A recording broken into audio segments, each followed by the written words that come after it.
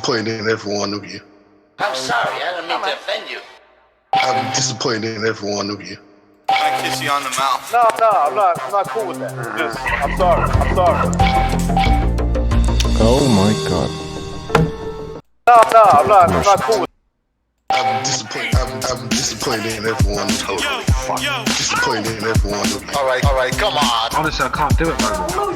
I'm disappointed in everyone. Let me tell you why. It's gonna be all right, Nicky. Go ahead, shoot. You just killed a fucking man. What are you going to do about it? Yeah, because you got nothing. You don't got a thing. Yeah, because you got nothing. Got nothing. I want to get out. I want to get out of this rat hole. I want to get online. I need BDA boxing.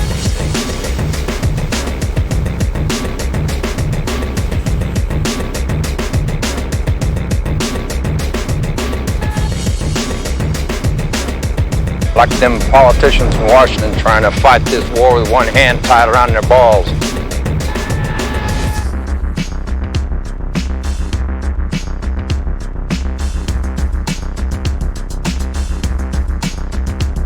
And when the machine breaks down, we break down.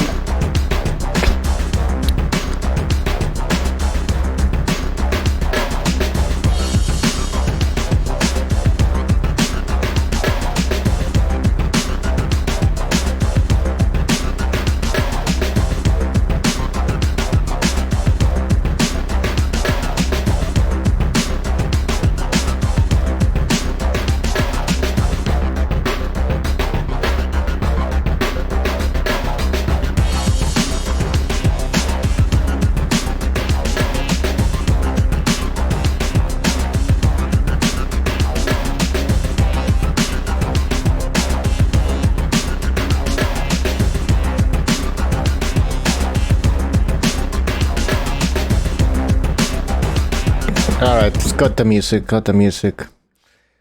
This is King Bucho. Welcome to BDA Boxing, the boxing debate arena. I will be your host. Mr. BDA will maybe join us. He's been very busy lately, so he may or may not join us. Oh, but for sure he will be back on Wednesday. That's for sure. But hopefully he can join us today. Today is the prediction show. The Errol Spence, Shawn Porter prediction show. So that means that we're gonna catalog all of your predictions in the prediction BDA portal. As you can see, the portal has been open, so all the predictions will go in.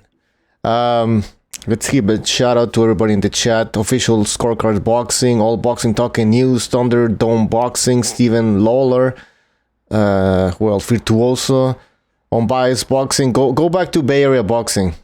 Change your name again. Come on. Doc in the chat. Doc who found those Lomachenko sisters' picture. Her sister is hot as hell. Doc found out and sent us some pictures, and we all went crazy. So Doc, thank you for your contribution. ARP13, Seamus, of course.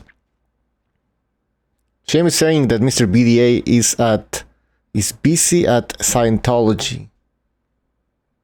What? Oh, is he saying Mr. BDA? Yeah, he's a Scientologist. Alright. Gonna start sending some invites. Oh, by the way, people, the phone lines are already open. So you can call in, give us your prediction for the fight.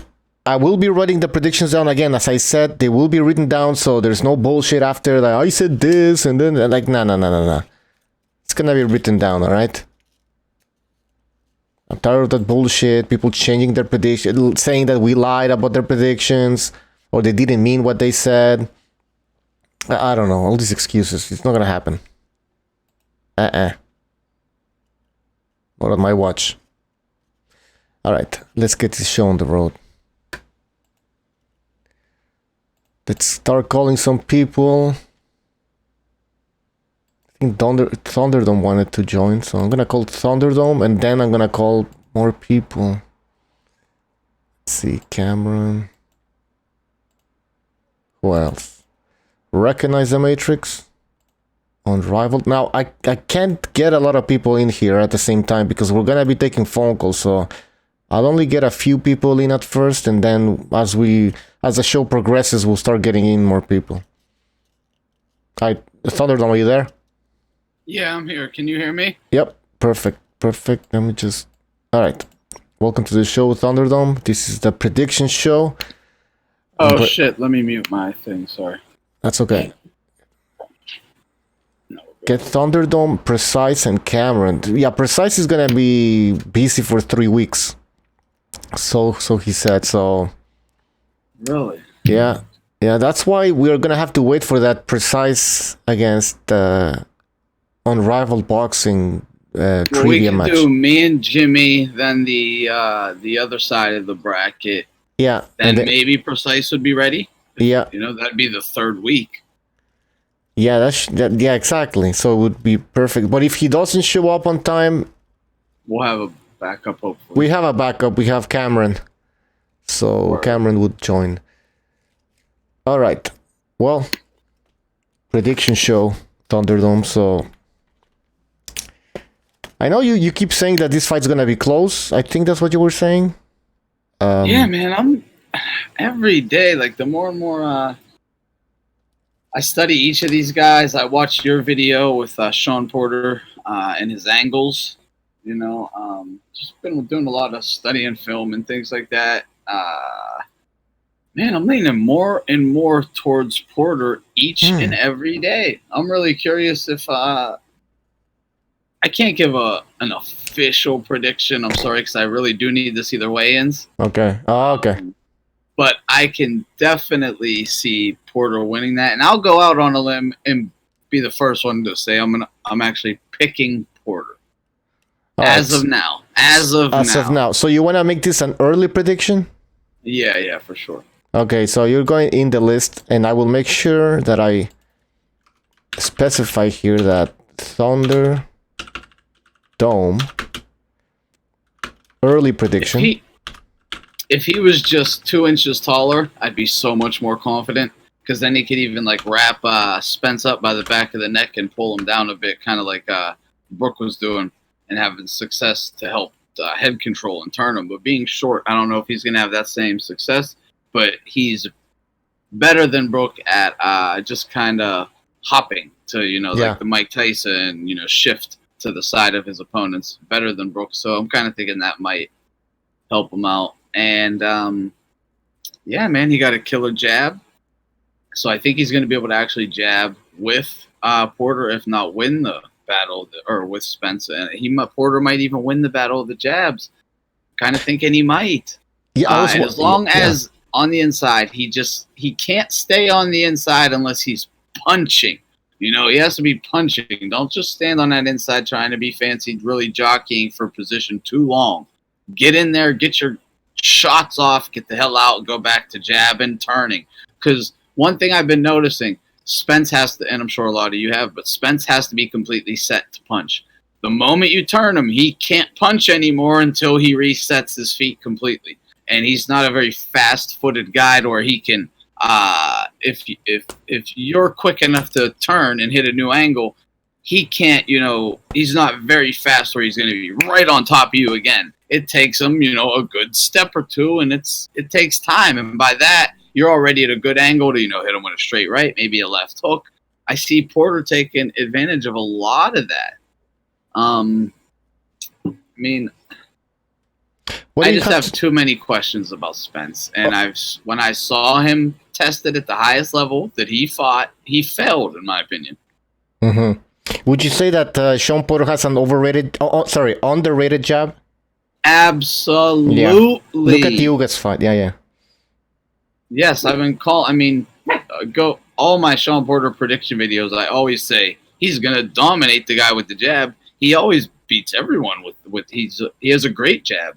He does. Like, that's why when he's on the outside, he's usually always gonna out jab his opponent. Then when he gets on the inside, he makes it, an ugly dog fight, something they're not used to, so he can usually win on the inside and the outside. That's why he's so successful, because of that jab.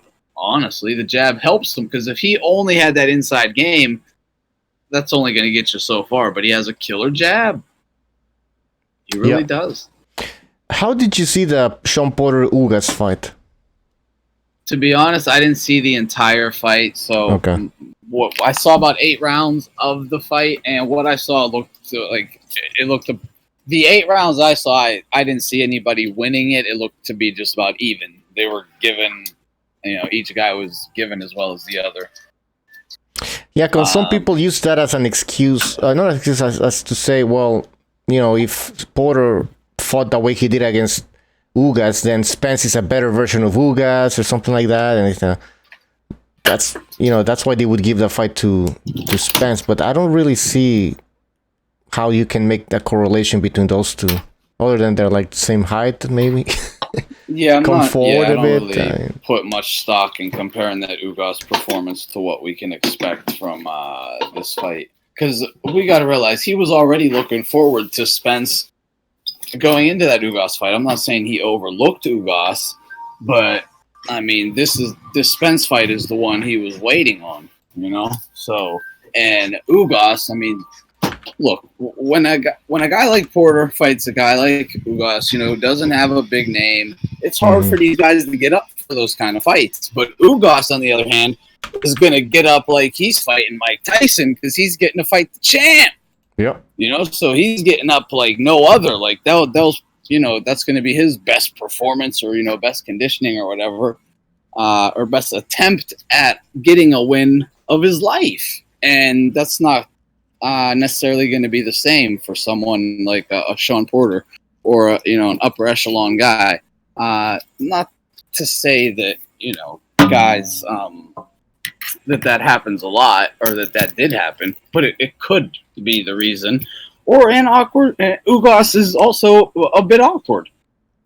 Could just be styles make fights, and that's what made that fight. Who knows, man? But I don't put much stock in that because. It's not fair. I think the Thurman that Porter fought is a much better fighter than Ugas. So, I mean, do we want to play triangle theory here? No. So, what does Ugas fight really have to do with Spence? They fight totally different. Totally different. Yeah, because then we could look at Ugas and say, well, who did he fight before, and dissect his record and come on. I mean, there's no point. It was one fight. It could have been a one-off. It could have been, like you said, that Ugas was just a hungry guy inside the ring that day. Who cares? Listen, we've seen Shawn Porter. He has more experience than Spence, that's for sure. He's fought more different styles than Spence. Just look at his record. I think after Pacquiao in the welterweight division, keep doing what you were doing. Yeah. List all those things off right there. All those things are huge advantages in the column of Porter. The different styles he's fought. And the upper echelon guys of different styles. And the numerous top-level guys he's fought. The numerous times he's had to go 12 versus upper-level guys. I mean, all this plays huge into these type of fights. You might as well say this is Kell Brook's, first big fight ever. Honestly. Or Spence's first fight ever. It's not, but you could kind of say that. I mean, obviously the Brook one was, and that didn't go very well. He's just, him and his people need to be very thankful that cutting that weight murdered Kell Brook's stamina. Because if he could have even just hung on to the 12th round, Spence might have lost on the cards. Yeah. Yeah, and this, I was going to say this is Spence's first pay-per-view fight, but it's not true because he fought Mikey Garcia on pay-per-view, but I'd say it's his biggest, most competitive fight since the Kell Brook fight. Yeah, I don't even count that Garcia fight as a big fight. That was a glorified sparring session to me, man. That doesn't rate to me at all. Do you think that's I know a lot of people give him a lot of credit for that win. I don't understand why. I think that's just fanboyism, and they want to find a reason to give him credit, but let's be realistic. Everyone in the boxing business knew what was going to happen, said it beforehand, said, I told you so afterwards. So what's the credit to be given? Do you think he loses credit or stock? I'm talking about Spence, just because he couldn't stop Mikey Garcia? Well, it showed a couple, the two big fights he had, a couple things were, I hate to use the word exposed, but shown from him.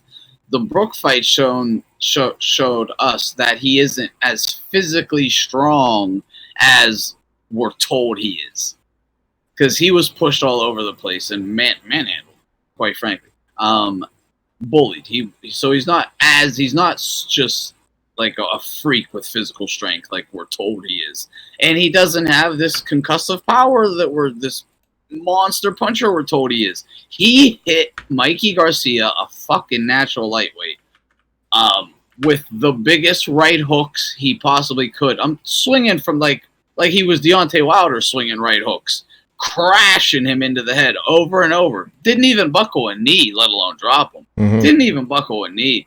So yeah, that shows us that, okay, he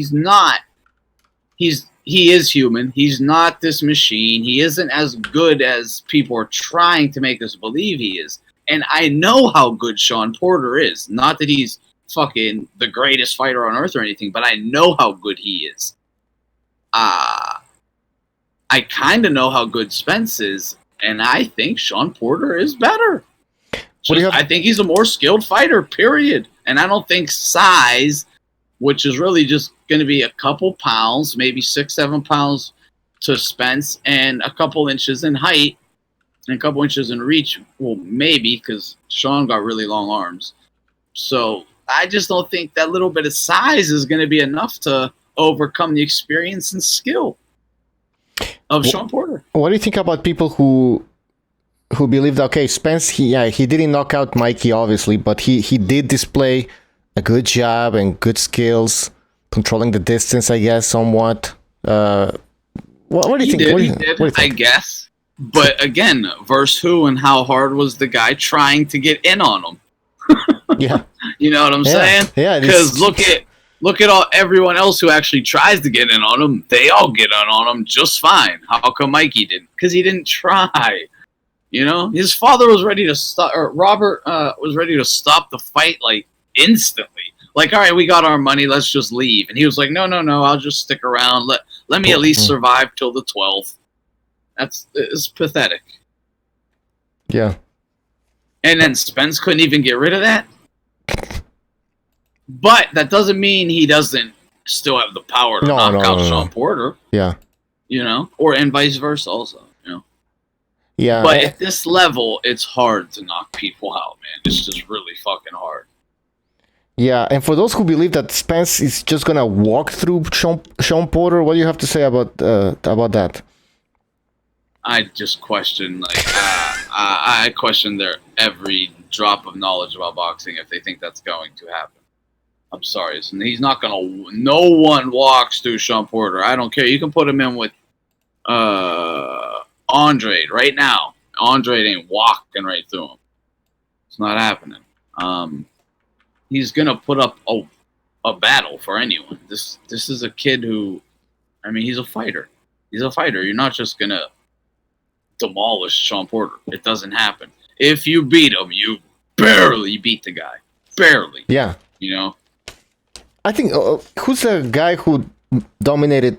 First of all, how many losses does Shawn Porter have now? Kell Brook, Thurman. I think that's it. Oh, that's it. Holy shit. Yeah. Broner almost. Thurman, he won. Yeah. All right, hold on. Kell Brook, yeah. All right, we have a phone call here. 267. 267, you're on the air. 267. All right. Oh, we couldn't hear the guy. Yeah. I think it was Dre from Philly. Dre, we couldn't hear you, man. Yeah, 267 is Dre. Dre, call back, man. I just couldn't hear you. All right, in the meantime, Stephen Lawler here says something good. The worrying thing for Spence is that he has never faced somebody that in the late rounds can pressure him or is still pressuring him. Kind of like how we talked about this, I think, yesterday. Kind of like how Brook was pressuring him in the first 6. What if that had continued? You know, and that's a good point by Lawler. Well, I think that's going to happen. I mean, and unless he gets, kind of lucky and gets Porter out of there early with a great shot or something, that is going to happen. And I'm curious how he's going to handle it, man. Yep. Good point. Dre, are you there? Nah, can't hear Dre. Oh, wait, hold on. And Maybe. you know how? Oh, wait, hold on. Dre, are you there? Yeah, can y'all hear me? Yeah. It was my fucking fault. Sorry, man. I had this thing on mute. All right, go ahead, Dre. All right, what's good? First off, ThunderDome, what's good with you, man? How you feeling, bro? Good, brother. How you doing, Dre? Chilling, man. Long time fan of the show, man. Long time fan, but of your channel particularly. I like this channel too, but yeah. Well, you already know my Come on, stance. BDA is the shit, brother. Oh no, yeah, I fucks with BDA. I call BDA all the time. Yeah, he's called before. Yeah. I definitely fucks with BDA. But yeah, BDA. I know. I'm just busting balls. You already know my stance. Oh, all right, but you already know my stance. I'm definitely going with Porter, and I mean, ThunderDome pretty much he's pretty much saying a lot of stuff that I already said, but it's just a lot of things that I've been noticing about Spence. Like one thing, like ThunderDome already stated, is he has extremely slow feet, and Porter he's going to be able to close that distance because when you watch with him and Thurman has way faster feet than Spence, and he can like move from angles while punching simultaneously.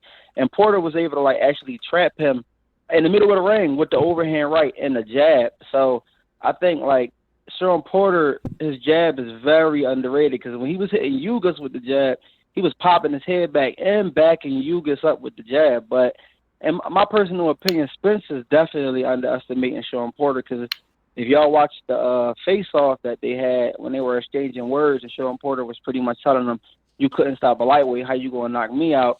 Porter Spence got angry and was like, "Well, I mean, you're just going to be swinging wild." So he's definitely taking Porter. He's definitely taking Porter lightly. And one more thing I wanted to say, also, is that Porter's been training since he signed the contract. What a lot of people don't mention is that Spence signed his contract like 3 weeks to a month later. He didn't sign it as soon as Porter signed it. And Porter's just been training. Yep. He already has a tank. Already has a tank. And we already seen Spence damn near gas out in the 10th and 11th round, punching on a Mikey Garcia that wasn't even punching back. So picture if he's getting resistance, which Shawn definitely is going to give him. So I'm just going with Porter, man. He has the better skill set. I was watching the Thurman and Porter fight, which I thought, in my opinion, was a draw, or you could have gave it to Porter. And in the 7th and the 8th round, Porter was pushing Thurman back while maintaining really good balance and throwing punches. They look like, oh, Porter's really wild. His balance is terrible. That's a lie. His balance is really, really good. And I just think he's just going to be too much for Spence to handle because when Spence get punched on and you swing at him, he automatically freezes up automatically. Yep. And Porter will be taking angles to go around him freezing up. So that's pretty much all I got. I'm definitely going with Porter, guys. Wait. Porter by unanimous decision or split or? Yeah, I got Porter by decision because Brooke has power. If you look at when Brooke fought JoJo Dan, he knocked JoJo Dan out. Jerry Hurd has respectable power, but Jerry Hurd wasn't able to get it done. So Brooke couldn't. He hurt Spence, but I didn't really see it. He hurt Spence like maybe once or twice, but he didn't really buckle him or drop him. So I think Spence may have a chance. So I'm gonna go 12 rounds. But with Porter, I'm going to go 12 rounds with Porter. I don't see a knockout in this fight. Split, unanimous, majority? That's very, very interesting. Because they're going to be pulling for Spence. Yeah. Because of Porter's jab and how fast his feet is and how good his chin is and just how tough he's shown he is, I got to go with a unanimous decision. Because if you look at when Leonard Bundu fought him, right? And Porter is light years better than Leonard Bundu.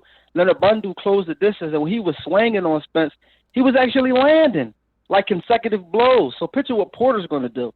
So I'm going to go with unanimous decision. Everybody's doubting Shawn Porter when he is the most proven fighter, honestly. But I'm going with Porter. Unanimous decision.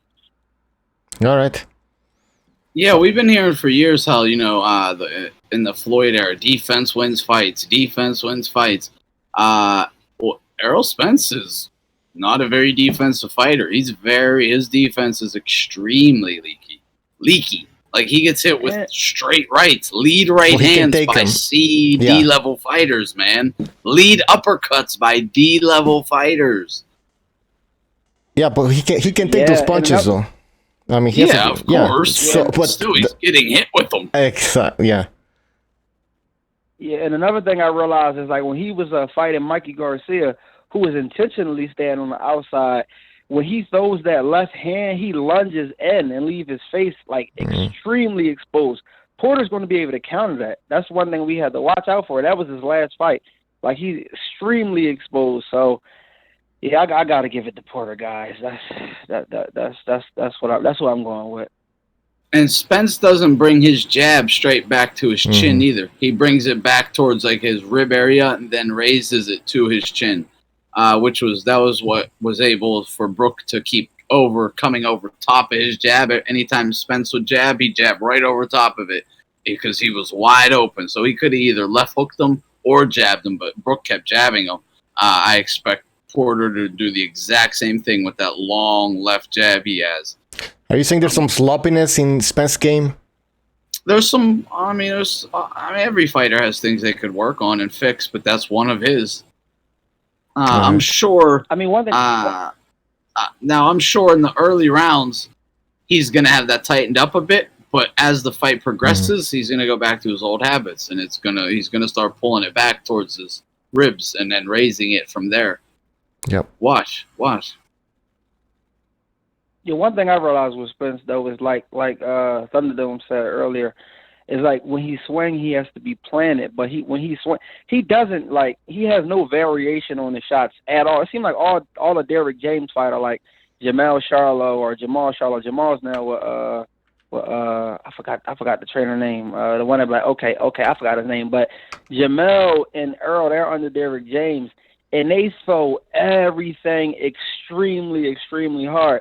And if you, like when Brook would just take that quarter step to the right or to the left and Spence would throw to the body, when Brook would back up just a little bit, Spence was off balance quite a few times.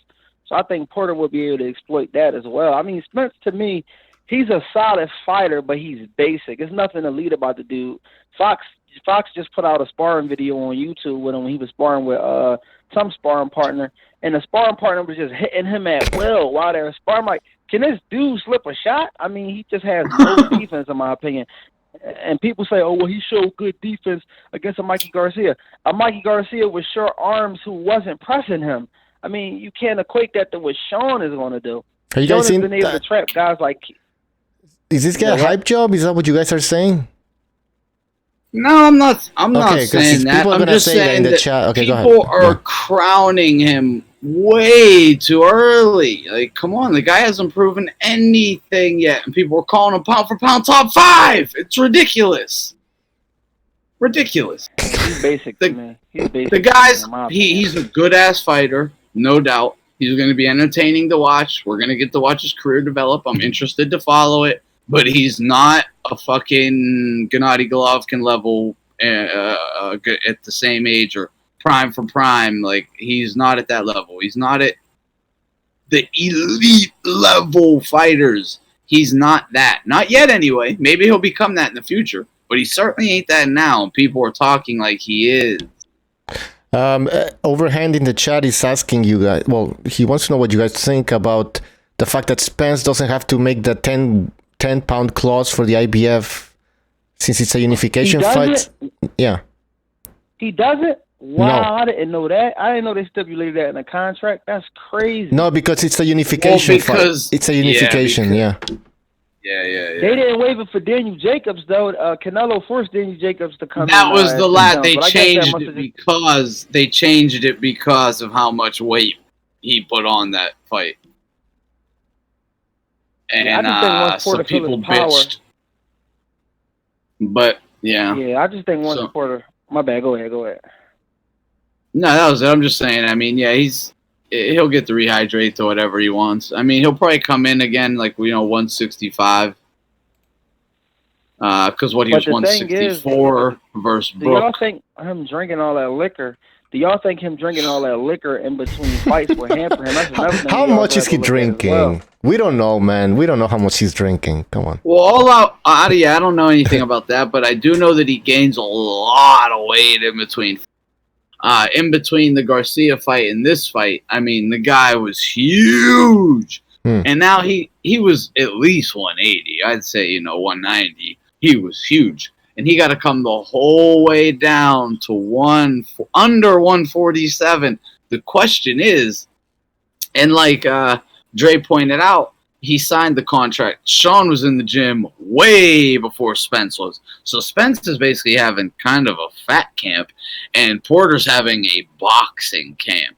Big difference there also. Yeah. And how much is that, fat camp going to, this weight cut, this huge weight cut once again, because he does this every fight. You can only do this so many times, and eventually it catches up with you. Mm-hmm. Ask any of the fighters, the Durans, the Hattons, the guys who would blow up in between fights. Everyone knows it catches up with you. And at his age, I doubt it will catch up with him in this fight. But it's also going to, if he would just stay, say, at like 175 year-round, he'd be, a much better fighter. But when he has to cut all that, weight off, fat, muscle also, it's depleting his energy levels, his power, his everything, really, his just strength, the snap in his shots, his legs, the snap and bounce in his legs, your stamina. It takes a lot out of you.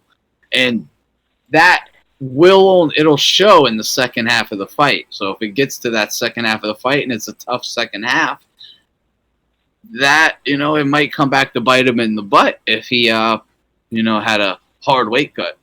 All right, so I'm looking at the bets, the odds, and Shawn Porter is a 5-1 underdog. Wow. We have a subscriber here. Okay, so Ty Envy, thank you for subscribing. So anyways, 5-1 from Shawn Porter. You guys are like sounding like, this guy said like in Las Vegas, the odd makers don't know shit though. 5-1. Nah, the thing is they know that this fight is probably still going to be close. Okay. And the decision. Spence is his guy. All right.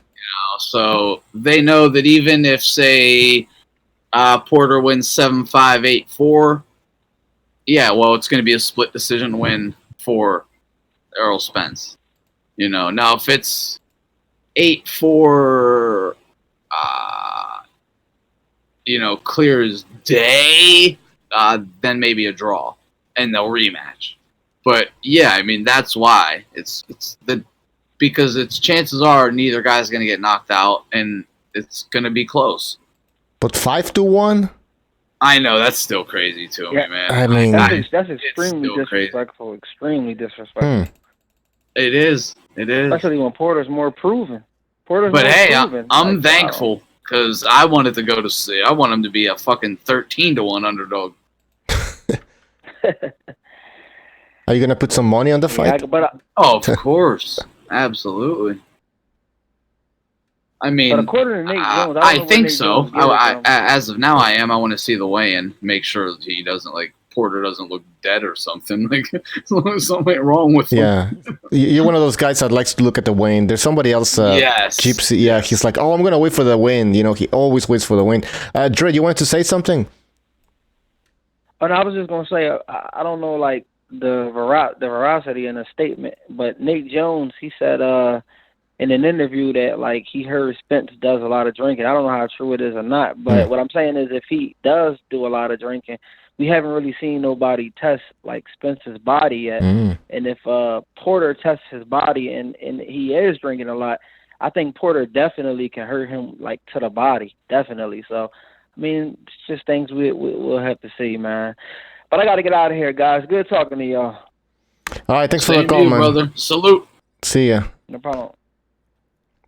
Great caller. Oh, we have Precise in the chat, who he's been saying all along that Shawn Porter has no chance. And now he's saying Porter ain't winning. Forget about it. Ooh, Spence does look like a boozer. Okay. Yeah, I'm not. I favor the Spence to get. He's gonna get the win. I favor him to get the W, obviously. But what happens in the ring. Yeah, is what I'm talking about. Yeah. I think Porter's gonna give him the business.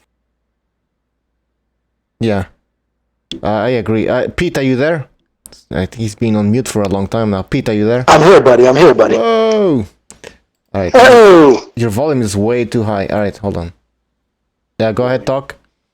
Hello? How about now? Yeah, I lowered your volume a bit. Alright, Pete, welcome to the show. You want me to turn it down on my end, or are you going to control it? I'm controlling it. Well, you can lower it. You're in control? Yeah. Alright. Alright, what's your prediction? Anthony, welcome to the show. Doing? Prediction What's time. What's up, Scalebender? Thanks for having me, boys. Alright, Pete, go ahead. Prediction. You're going on the list. Well, Spence by unanimous decision. Okay. I don't know what to tell you. What to tell me? I mean, are you saying it's gonna be like are you giving the decision to Spence because of he's the favorite for the PBC? I mean, that's the one they want to support, the fighter. Because the PBC they want Spence to win. Yeah, Come on. I hear what you're saying. Yeah, you think there could be some shenanigans with the scorecards. I don't think that they're going to necessarily rig cards for this fight. I mean, I'm sure they want Spence to win, but they're not going to. I don't think they're going to take it that far. I just think Spence is a little too size-wise, a little too big for Porter, man. I don't know. The guy's a fucking middleweight. Yeah, that's true, man. Yeah, if Porter was just 2 inches taller like Brook was, because Brook's 2 inches taller than Porter, if he had that extra 2 inches, I would feel so much more confident going with Porter. But he is, I can see, anytime they get close, I can just see Spence draping over Porter and completely tying him up. Then they're going to break, and he's just going to pump that jab back up. When Porter jumps in, he's going to do it over and over. I'm praying to God that fight doesn't happen and it isn't a stink fest. Basically a jab and grab from Porter or from Spence all night long. I pray we don't get that fight. Hey, somebody in the chat said some of the greatest of all time were drinkers. So... Yeah. I mean, and then I've commented after that. Yeah, damn near all the greats were party animals. Yeah. That's true. The thing is, that face-off. But that's not a good thing either. Yeah. That face-off looks like. Remember how drastic the face-off was between Spence and Garcia? You remember how I was like, "Whoa, look at this fucking height." Damn near the same. Yeah, it did. It really did.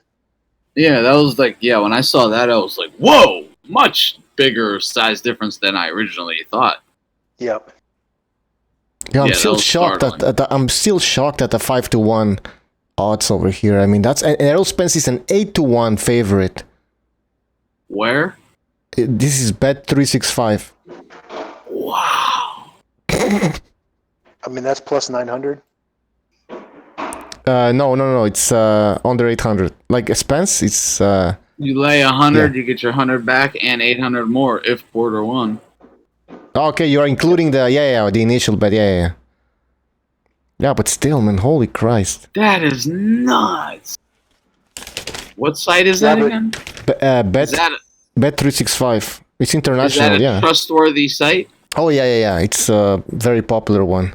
I've used it multiple times. It's legit. It's based in Ireland, I think, or no, sorry, the UK. That place in Spain. Anyways, hold on, we have a few phone calls over here. Take some callers. Yeah, we're gonna have to take this one, of course. Vinny, what's up? Oh boy. How you doing, Mr. BDA? It's Bucho today, but what's up? Vinny Mac. Sorry, how you doing, Mr. Bucho? I'm great. I'm doing really well, and I'm very excited. Yeah. Because this is the matchup we've all been waiting for. Mm-hmm. Yeah. You've been telling us all, like for weeks now, that Spence is gonna destroy Porter. Am I correct? That is correct. Okay. I'm telling you right now, Spence is going to show why he is pound for pound status in this matchup. He will knock out Shawn Porter, and that's partly due to Shawn Porter aggressiveness and lack of, how do I say this, his range. Okay? I think Earl. Oh, wait, hold on. I'm sorry, I have to interrupt you, Vinny Mac. Vinny actually just said something like fucking kind of intelligent. Yo, that's a good one there, Vinny. You're right. Shawn's aggressiveness could easily have him, run into basically a straight left from Spence or something or a left uppercut, really. Guys, his aggressiveness get lifted up or, just straight down the pipe. Adrian Broner dropped Porter. Guys, Adrian Broner, remember that? 12th round. Remember that? Yeah. You never know. Go ahead, Vinny. Props to Vinny. Yes. I just want to know who is this gentleman who I'm talking to. I have no idea who this is. Oh, it's ThunderDome. ThunderDomeBoxing. ThunderDome. Oh, okay. How you doing, Mr. ThunderDome? I actually watched one of your videos, but it was so long I fell asleep. Oh, whoa. But hey, thanks for the view. I do go into your shows sometimes, and I actually listen to what you have to say. All I have to say is you love Golovkin, but you hate Andre Ward. I do not know why. Oh, here we go. Well, you want to make it into You want to make it into Andre Ward discussion over here? Please, for the love of God, don't. Yeah, really. No. All I want to know is that fight actually happened. Who he thought would win? Because I'll tell you right now, Andre Ward would put a whooping on Triple L. Thank you. Well, it depends what weight class. Like when they were saying 164, that would have been a great one there. But the higher the weight, the better chances Andre Ward is going to keep having. This is one of the fights that I wish we would have seen. Andre Ward versus Triple B, I guess we would call him. Yeah, Triple B. This is one of the fights I wish we would have seen as a boxing fan. I was truly disappointed. But on to better things. Errol Spence, this guy, I have number 2 pound for pound on my list. I think he's going to show everyone why he is number 2 pound for pound. And then after him, Manny Pacquiao, beware, he's coming for you, buddy. Well, you might get this one right because the odd makers are saying that Spence should win this fight.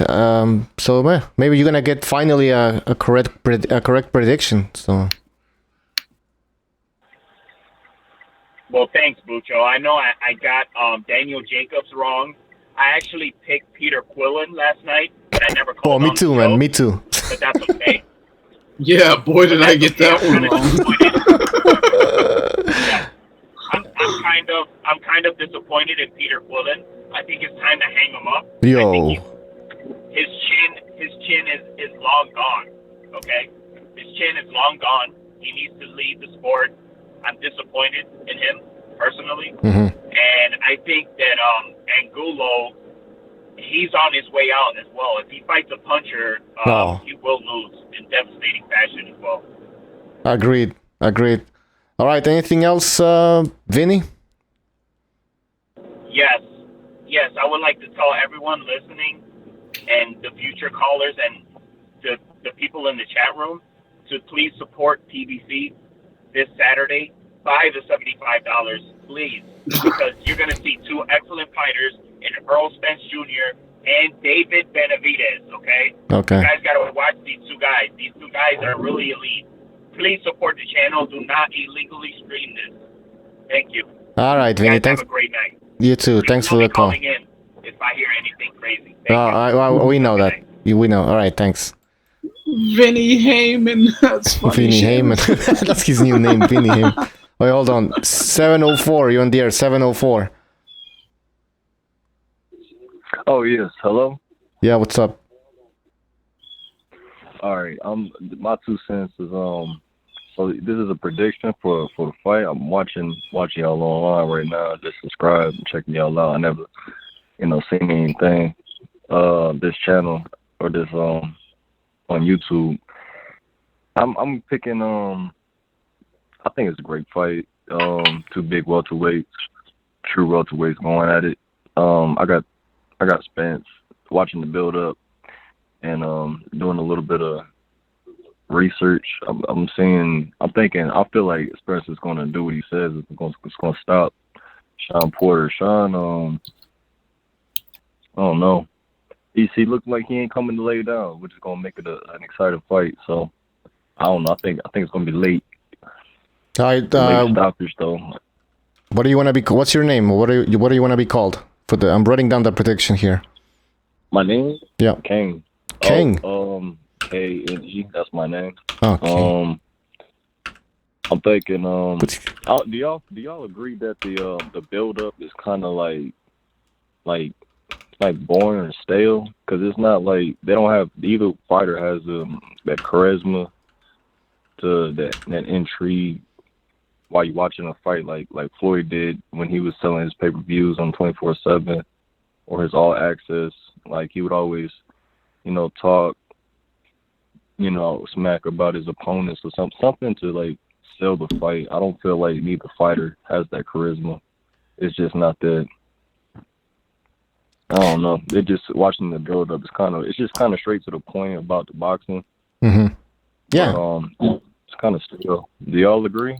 I agree. It's a great fight. I'm excited for this fight, but the build up, I don't think they can do anything about that because, like you said, both fighters they're not trash talkers. I mean, Spence looks like he's high all the time, so I'm concerned about the pay-per-view buys. How many pay-per-view buys do you think this fight's gonna make?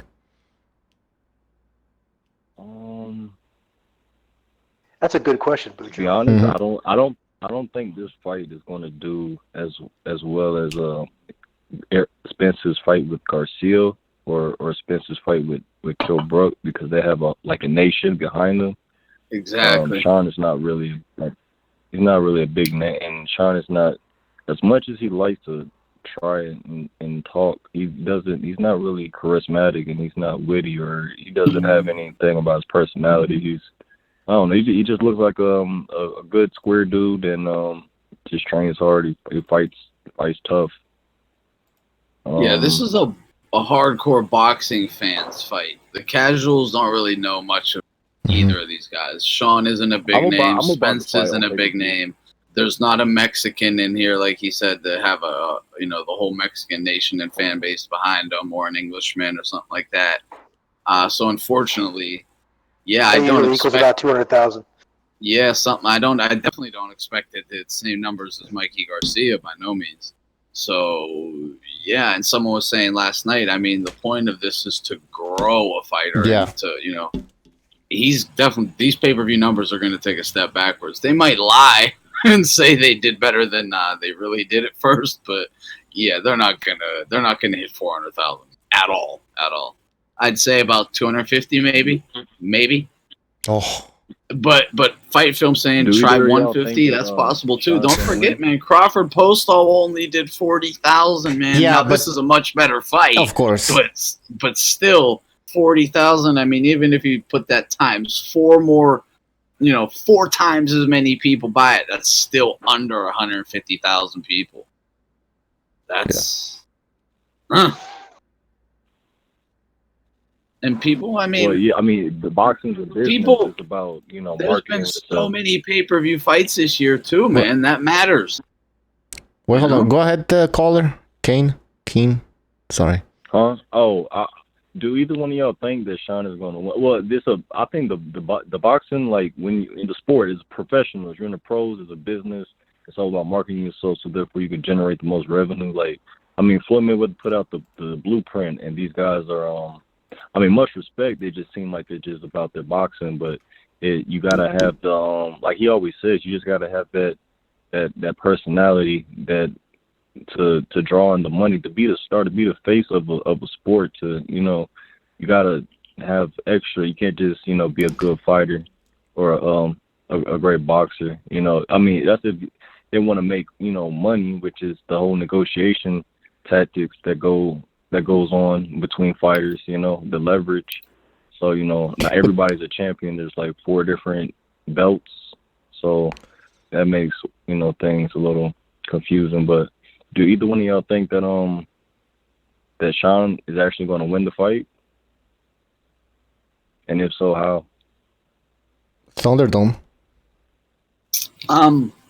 Yeah. Again, this is just early, but yeah, I can see him winning the fight. I made an early prediction. I'll go with Porter. Due to man, I'll go over this again. On the outside, I think he has enough I think he has a very underrated jab. He has one of the best jabs, if not the best jab, in the welterweight division, and we're going to find out who has the best jab with this fight. Spence will bring his jab back a little lower. If you go watch the Brook fight again, every time that Spence would jab, Brook would come right back over top of it and land clean with his own jab. He could have did that with a left hook if he chose. So Porter's going to have that opportunity with his he has a very long, rangy jab, as I'm sure you know. So I think he'll be able to handle his own on the outside, keep it close on the outside. Spence has a leaky defense. He can be hit. They can both be hit. So Spence, when they get in close, the better infighter to me, in my opinion, the better infighter is Shawn Porter.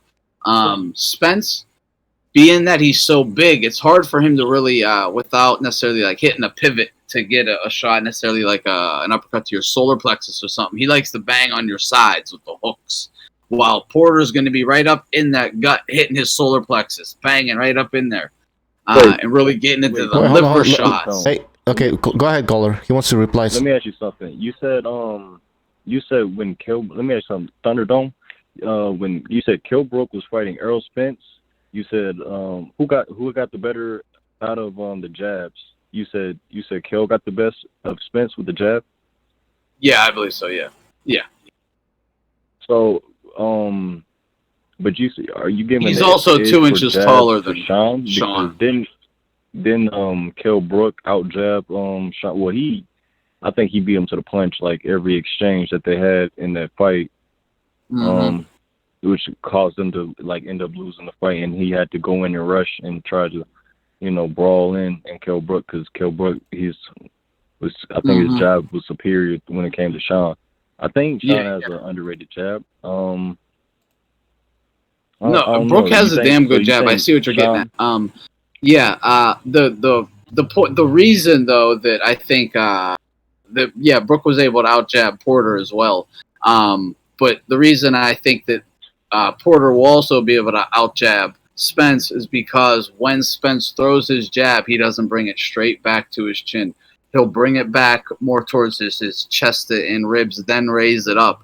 I'm sure in the first few rounds, I said this earlier, that he's going to, have that mistake corrected. But as the fight goes on, he's going to, just resort back to pulling it back a little bit lower. And them openings are going to be there. They're going to be there. So it's going to be interesting, to see who wins the battle of the jab, because these guys both have damn good jabs. But I'll admit I'm a bit biased. Porter's my guy. I got to put it out there. I am a bit biased towards Porter. I like Porter a lot. Go ahead, caller. No, I'm just trying to see like his perspective or his insight on Shawn Porter winning the fight. So he says that Shawn's going to be able to exploit Errol Spence's flaw of, it seems like he said he's lowering his jab or bringing it to his chest instead of his chin. And you said that's a habit that Spence has that Shawn can capitalize on. Yeah, I believe he can. Yeah. Okay. Amongst other things, I think a lead right. Obviously, Shawn's great with the feints and the little Tyson head movement, and then I think this is all just speculation, but throwing a lot of lead rights along with the jabs to really confuse Shawn, or Spence. What you need to do with Spence is you have to attack first, push him back, and then turn, so he has to reset and hurry up, attack again. Then just repeat, and if you're not punching, get the hell away from him. You know what I mean? Don't just stand in there, jockeying for position if you're not attacking. So, but you want to attack first, and you want to try and push him back and turn him. That is how Brook had his success in the first half of the fight. That's how, even in the amateurs, people had success versus him. That's how you have success against him. And I think Shawn, I don't know. I'm hopeful that he could execute. Okay, so I hear you. You're saying for Shawn to win boxing, to outbox Spence, you say he has to turn him and use angles. Yeah, I'd say jab. Say like and attack. Jab 2. Then maybe go to the body, turn him, or even like a little shoulder rush him. When Porter will like kind of lunge in and maybe put a little pressure, push him into the chest, then turn, bang, bang again, get out. Because Spence is a bit slower to. He has to have his feet set to punch, so you always want to have him. Make him to have to reset over and over. You want to keep him having to reset. And if Shawn can do that and has the energy to keep it up for 12 rounds, then I think this could be a very, very tough fight for Spence, especially come that second half of the fight, if we can get there. Second half of the fight. Let me ask you something. Did you watch the face-to-face, the sit-down to the head on Fox? Shawn and Spence? Did you watch it when they were heading back and forth? Okay. And then, who do you think has this better who wins in athleticism? Who has the edge? Who do you give it to? Man, that's a good one. That's good. I haven't really seen many of them play other sports. But I no. I mean, like their athletic ability, like it's just natural. But like, who you think has a better athleticism? Has to be Porter. You think give it to Shawn, or you give it to Spence? You think Porter? Yeah. What about Yeah, I would probably say Porter. Better defense. Better defense? Whew. Yeah. That's a toughie. Yeah, that's a toughie because they both have leaky. Shit. You think Shawn gets hit more or Spence gets hit more? Well, the thing is, we've seen Spence versus a lot higher versus a lot higher competition, so we've seen him get hit more because he's fought a lot better fighters.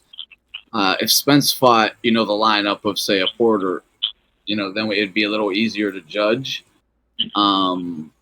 It's kind of hard to judge. What about the Kell Brook fight? Using the Kell Brook fight, except the part where Kell Brook was getting injured at the end of the fight. Do you think? Because I think Kell Brook was putting up a good effort when he was fighting Errol before he got hurt. Mm-hmm. You think he caught Shawn with more shots? Like, I don't know. Or do you think he caught Errol Spence with more shots? I think he did. I think he did better with Errol. He did do better with Errol in those first 6 rounds, And then he fell apart. But yeah, in those first 6 rounds, I thought he did better with Errol than really any of the rounds versus Porter. How do you feel about Shawn's defense when he's always like coming in with his hit? Because if you watch his fights, you watch Shawn Porter's fights, and you see him at the end of the fights, like he's always like swell up or has a lot of bruising. I don't see that with Errol Spence. Errol Spence looks damn near fine as he went into the fight with Again, it's who are they fighting though? Who's given Shawn these bruises versus who has Spence not been given bruises by? You know what I mean? Who knows if if Spence fought that same lineup, he might have the same bruises or worse, or maybe none at all, and would prove he was a much better fighter. Who knows? Well, time will tell, I suppose. But the thing, I thought you were going to talk about Shawn Porter coming in kind of head first, kind of the Tyson style with a taller fighter. The one thing that's really scary, and it should be, Porter's team better really be on this, is that left uppercut from Spence. Because he's going to be ripping that to the head. I'm expecting him to try to take Shawn's head off with it. I really am. With an uppercut? Back up. Keep taking little back steps. I'll pepper him with the jab. Try to, get Shawn to leap in with something. And really try to take his head off. Kind of like Lennox Lewis did to Tyson in round 1 of their fight.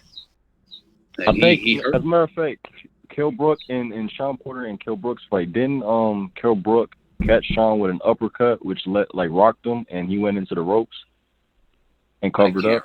I think I remember seeing that in the Kell Brook Shawn Porter fight. He did catch him with an uppercut when Shawn was he looked like he was going for broke after he realized he couldn't get the initial exchange with Kell Brook. When it came to the jab, he was getting outpunched or outgunned. So he just came in with his head and he caught their call with an uppercut. Yeah, and the one thing about the Errol Spence not having a good performance, it may have just been, styles make fights. It could have just been. Another thing is Kell Brook just has tremendous timing. I mean, he really does. Or did. He probably still does. He did in the Spence fight. He did in the Porter fight. He out-timed both of them. So that could just be why, Spence was getting beat up, in the first half of the fight, just because of, the superior timing. And also, the athletic abilities and skills of Brook. Because remember, Brook was right on the peripheral of, pound for pound before that Golovkin fight. I mean, the guy knows how to fight. So all right, let me just see. Keen, is it Keen or Kane? Kane like sugar. Kane. Oh, okay. So you said Spence. Your prediction is Spence by stoppage. Do you want to give a round? Yes, a late stop. You said give it a round. Let's make it. I want to say 10th round. Get a 10th round. All right. Well, you're on the list now. We're gonna move on now because we have other people that want to speak. But thank you for the call. Call back again. All right. Oh, that's fine. All right. Yeah, great call, man. Thanks for calling. Good call, Kane. Yeah. Yep. Great caller. All right. He gave us his prediction, so he's on the list. All right. We have Pete. Of course, he's been here for a while. We have Gonzalo and official boxing scorecard. What's up, guys? Oh, I hear echo from. Yeah, official. But put on your headphones or earphones. Whoa! And then we hear a dog over here. Then we have Gonzalo. Gonzalo, are you there? Is there noise where you are? No, Gonzalo's probably taking a nap. All right, guys. The phone lines are open. If you want to give us your prediction. Let's see what people are saying. Walter Morrison saying Brook was timing Triple G. Okay, what the hell are you guys talking about here? Amok PvP says Ugas was robbed against Shawn Porter. I don't know about that. I think it was a close fight. I recognize, are you there? Yes, I am. All right, welcome to the show. Prediction time. So, what is your prediction? I'm going to go Shawn Porter for the win, for the knockout. Are you joking? No, you're joking. Are you serious? No, wait, are you serious or are you just kidding? Nah. Yeah, that's what you... No, go ahead, man.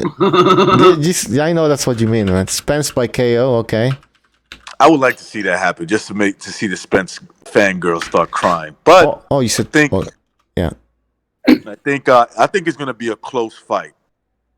And it's going to be one of those you could have leaned either way kind of fight. And it's going to go to Spence. Do it!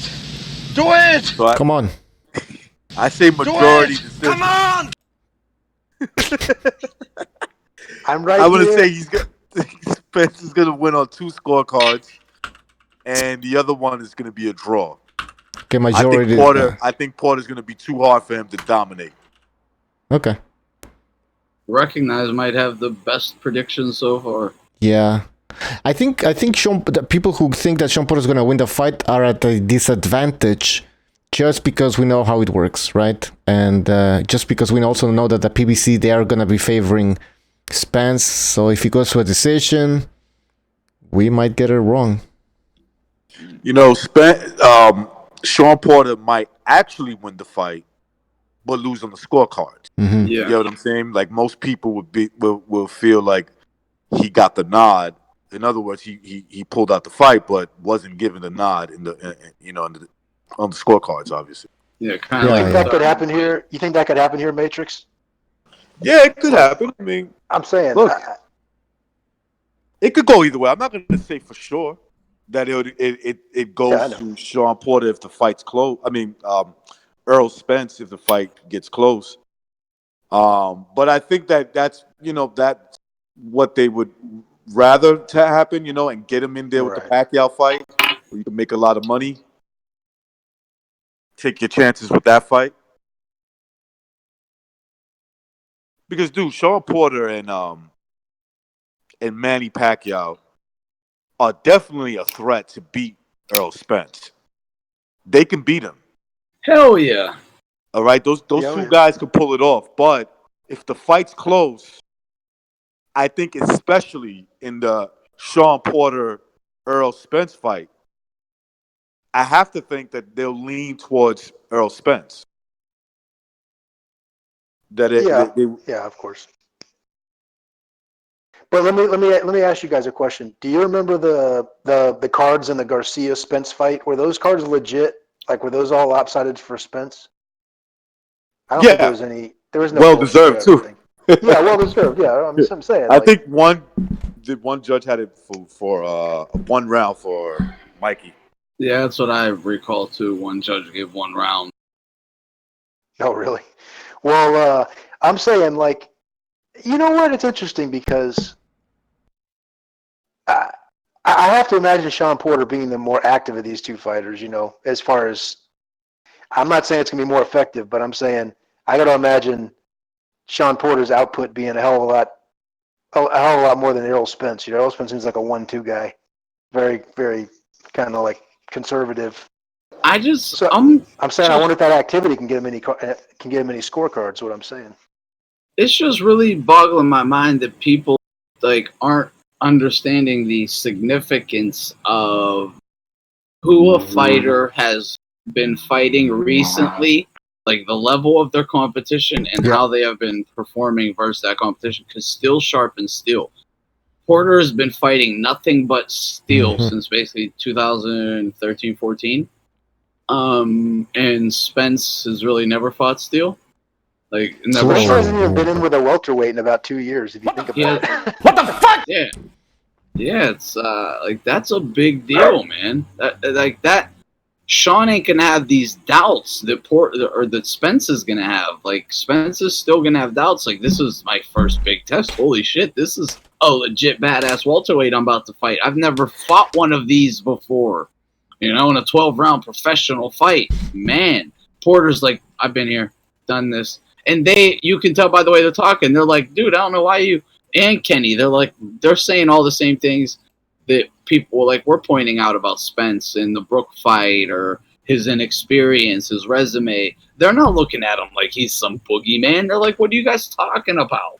He's just this welterweight. I'm going to go kick this guy's ass. Just like you would expect a winner to think. Yeah. All right, hold on, guys. We have Jackson. Jackson, are you there? Yeah, what's up, boys? What's up? Prediction. Go ahead.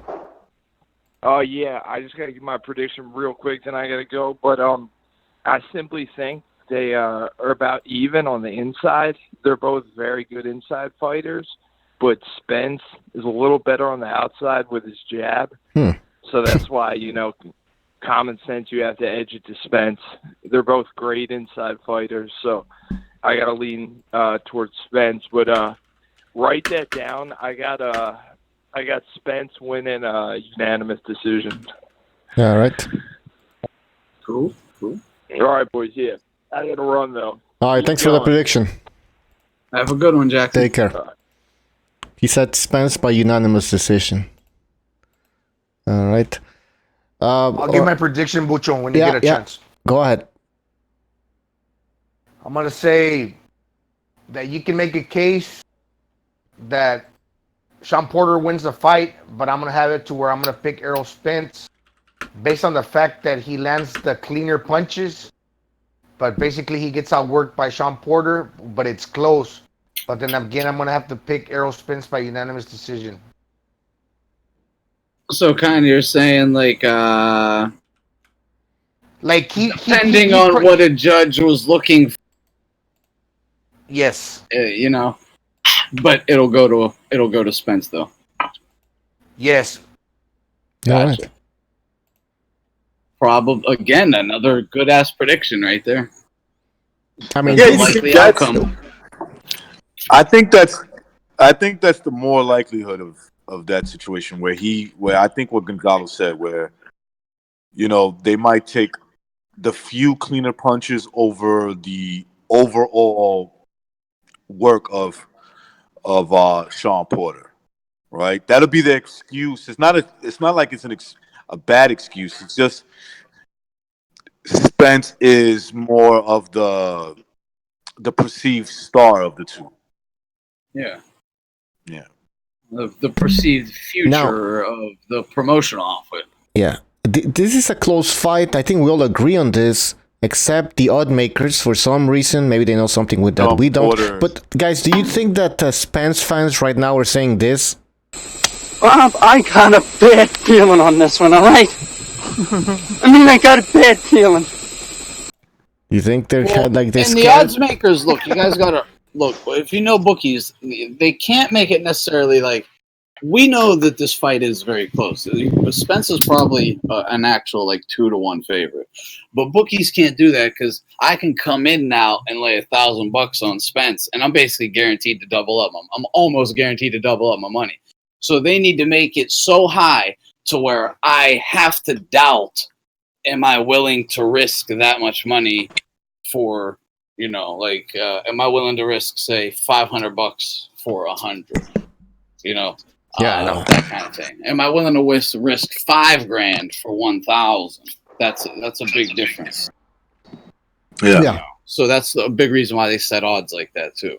Otherwise, Wells would come in and clear their book. They'd empty their book right out. Yeah, that's a good point. That's a good point. So, but just realistically, looking like that doesn't mean the fight isn't way closer. Yeah, realistically, it should be a 3-1 max. Yeah, I can maybe see, 2.5. Yeah, 2.5. But 5. Who's 5-1? Like 5-2 or something. Sean Porter is a 5-1 underdog. Right. Yeah. But come on, man. This is not perceived on talent, bro. This is just has to do with who they think would get the nod in case the fight is close. Because every fight you've seen of Shawn Porter, when it comes to top names, were pretty close fights. Yeah, them lines are made so bookies don't lose their ass. Yeah, of course. Yeah, and that's the whole. Yeah, they don't want to fucking lose, right? All right, hold on. We have official and Cameron. Do you guys? Well, official. Did you fix your mic? No. Yo, let's hope I am. All right. Can you hear me well or no? Yes. All right. Can you guys hear me? Nice. Yeah, you're way too loud, man. All right. All right, Cameron, I'm loud. No, you're fine now. God damn it! There's too many people here. Too many people. All right. Bucho, I'm literally jumping. I'm publicly calling out Recognize for a trivia show. Recognize, you're on the show. Let's go, man. Oh. What do you want? What are you talking about? Someone needs to go with me at trivia, and I'm calling you out Recognize because you're probably the only one that's man enough to take the challenge. You're not worthy, kiddo. Listen, I'm the young prospect coming through. I need to take out the Kings, the old guard. Do it! Do it! Do it! Come on! Come on, right? Recognize. No, wait, hold on. I'm the A side. Okay? Yeah, no. It's gonna be Gypsy boxing style against. Yeah, it's gonna be Gypsy boxing style against Recognize. Against who? Against Recognize. Yeah, he's a tough competitor. Gypsy boxing style is a tough competitor. Young hungry lion. Which means I beat him in 3. Everybody's ducking me, man. It's a joke. Hey, Cameron. You might get in. You might be in a replacement soon. Yeah. That's all. I'll leave it at that. Yep.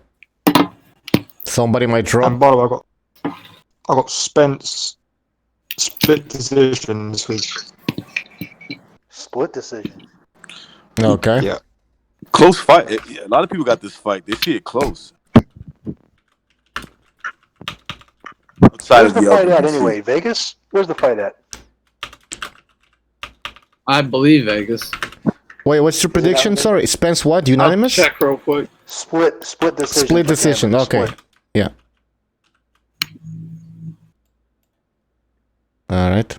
Yeah, it's in LA. It's in Los Angeles, actually. At the Staples Center. bro. Yeah. Yep. Hey, here's the interesting. Here's some little action right here. Yeah. A while back, Thunderdome and I were talking about. Well, first of all, these odds are tightening up because this thing opened up like 1,000, like a plus 1,000 or some shit for Spence. So they are tightening up a little bit. The money's moving the line. But what are the prop bets on knockout and the over and under for the rounds? Because I was saying, like, it's hard to win any money on a Porter bet. Yeah, I'll go look. I'm gonna go check right now. But the prop bets might come in because if they got this thing that wide for Errol Spence, then that means that they're probably giving you good money to bet against a knockout. You follow me? Like they're probably assuming a knockout on these prop bets. You know what they mean by upset? What? Joy. Okay. Oh. Vegas lost money. That's what Everyone's upset. Vegas is upset. Do you know where the term upset comes from, people? What? All right. Back in the day, there was a racehorse who had very long odds against the win. His name was Upset, and he won. For the upset. Yep. And now it just became like a verb. Like, yeah, like you got Povetkin or you got Kovalev. And he pulled an upset. Really? He pulled an upset. Yeah, now it's an upset all because of Don't a bullshit me. Come on. horse Don't bullshit me. named Upset. Oh wow. You Great see all stuff. these bookies and they're in the know, so they got safeguards for protecting their money, you know? Hey guys, you want to freak But out? sometimes an AJ and Ruiz happens, and that's the real upset. Fuck, we didn't have no safeguards for that one. Yeah, no, but that's true. for example, that fight makes me, makes me wonder how much do they really know? Right. A lot. They know a lot. Official, give us your prediction. Okay, man. So first of all, as most of you, I'm rooting for Porter. However, if you ask me to pick who I think would win in that fight, it is Spence by UD. Okay, makes sense. Makes sense.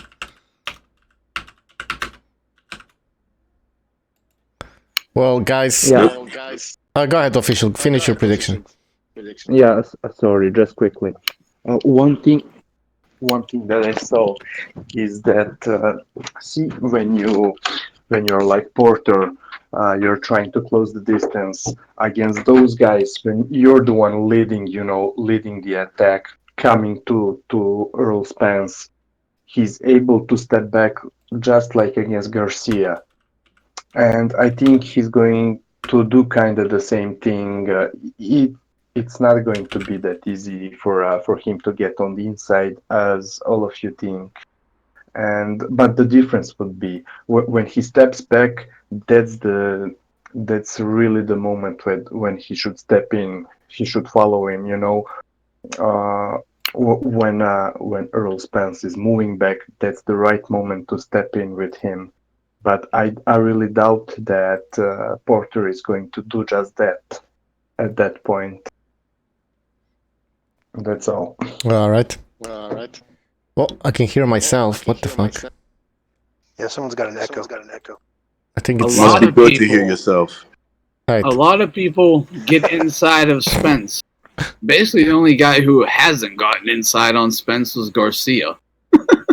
Yeah, That's true. like it. Everyone Yeah, else this guy gets didn't wanna- inside on Oh, Spence. he didn't want. Yeah, exactly. Man, like, look at the Lamont Peterson fight. Like Lamont Peterson was People right there. just have like the most recent fight they seen. They seem to think that that's just what he does to everybody. Or You guys just hate Mexicans. That's all it is. Yeah, because Mexicans, Holmes. Hey, by the way, Guys, you're gonna freak out about this, but Shawn Porter by stoppage, TKO, whatever, 14-1.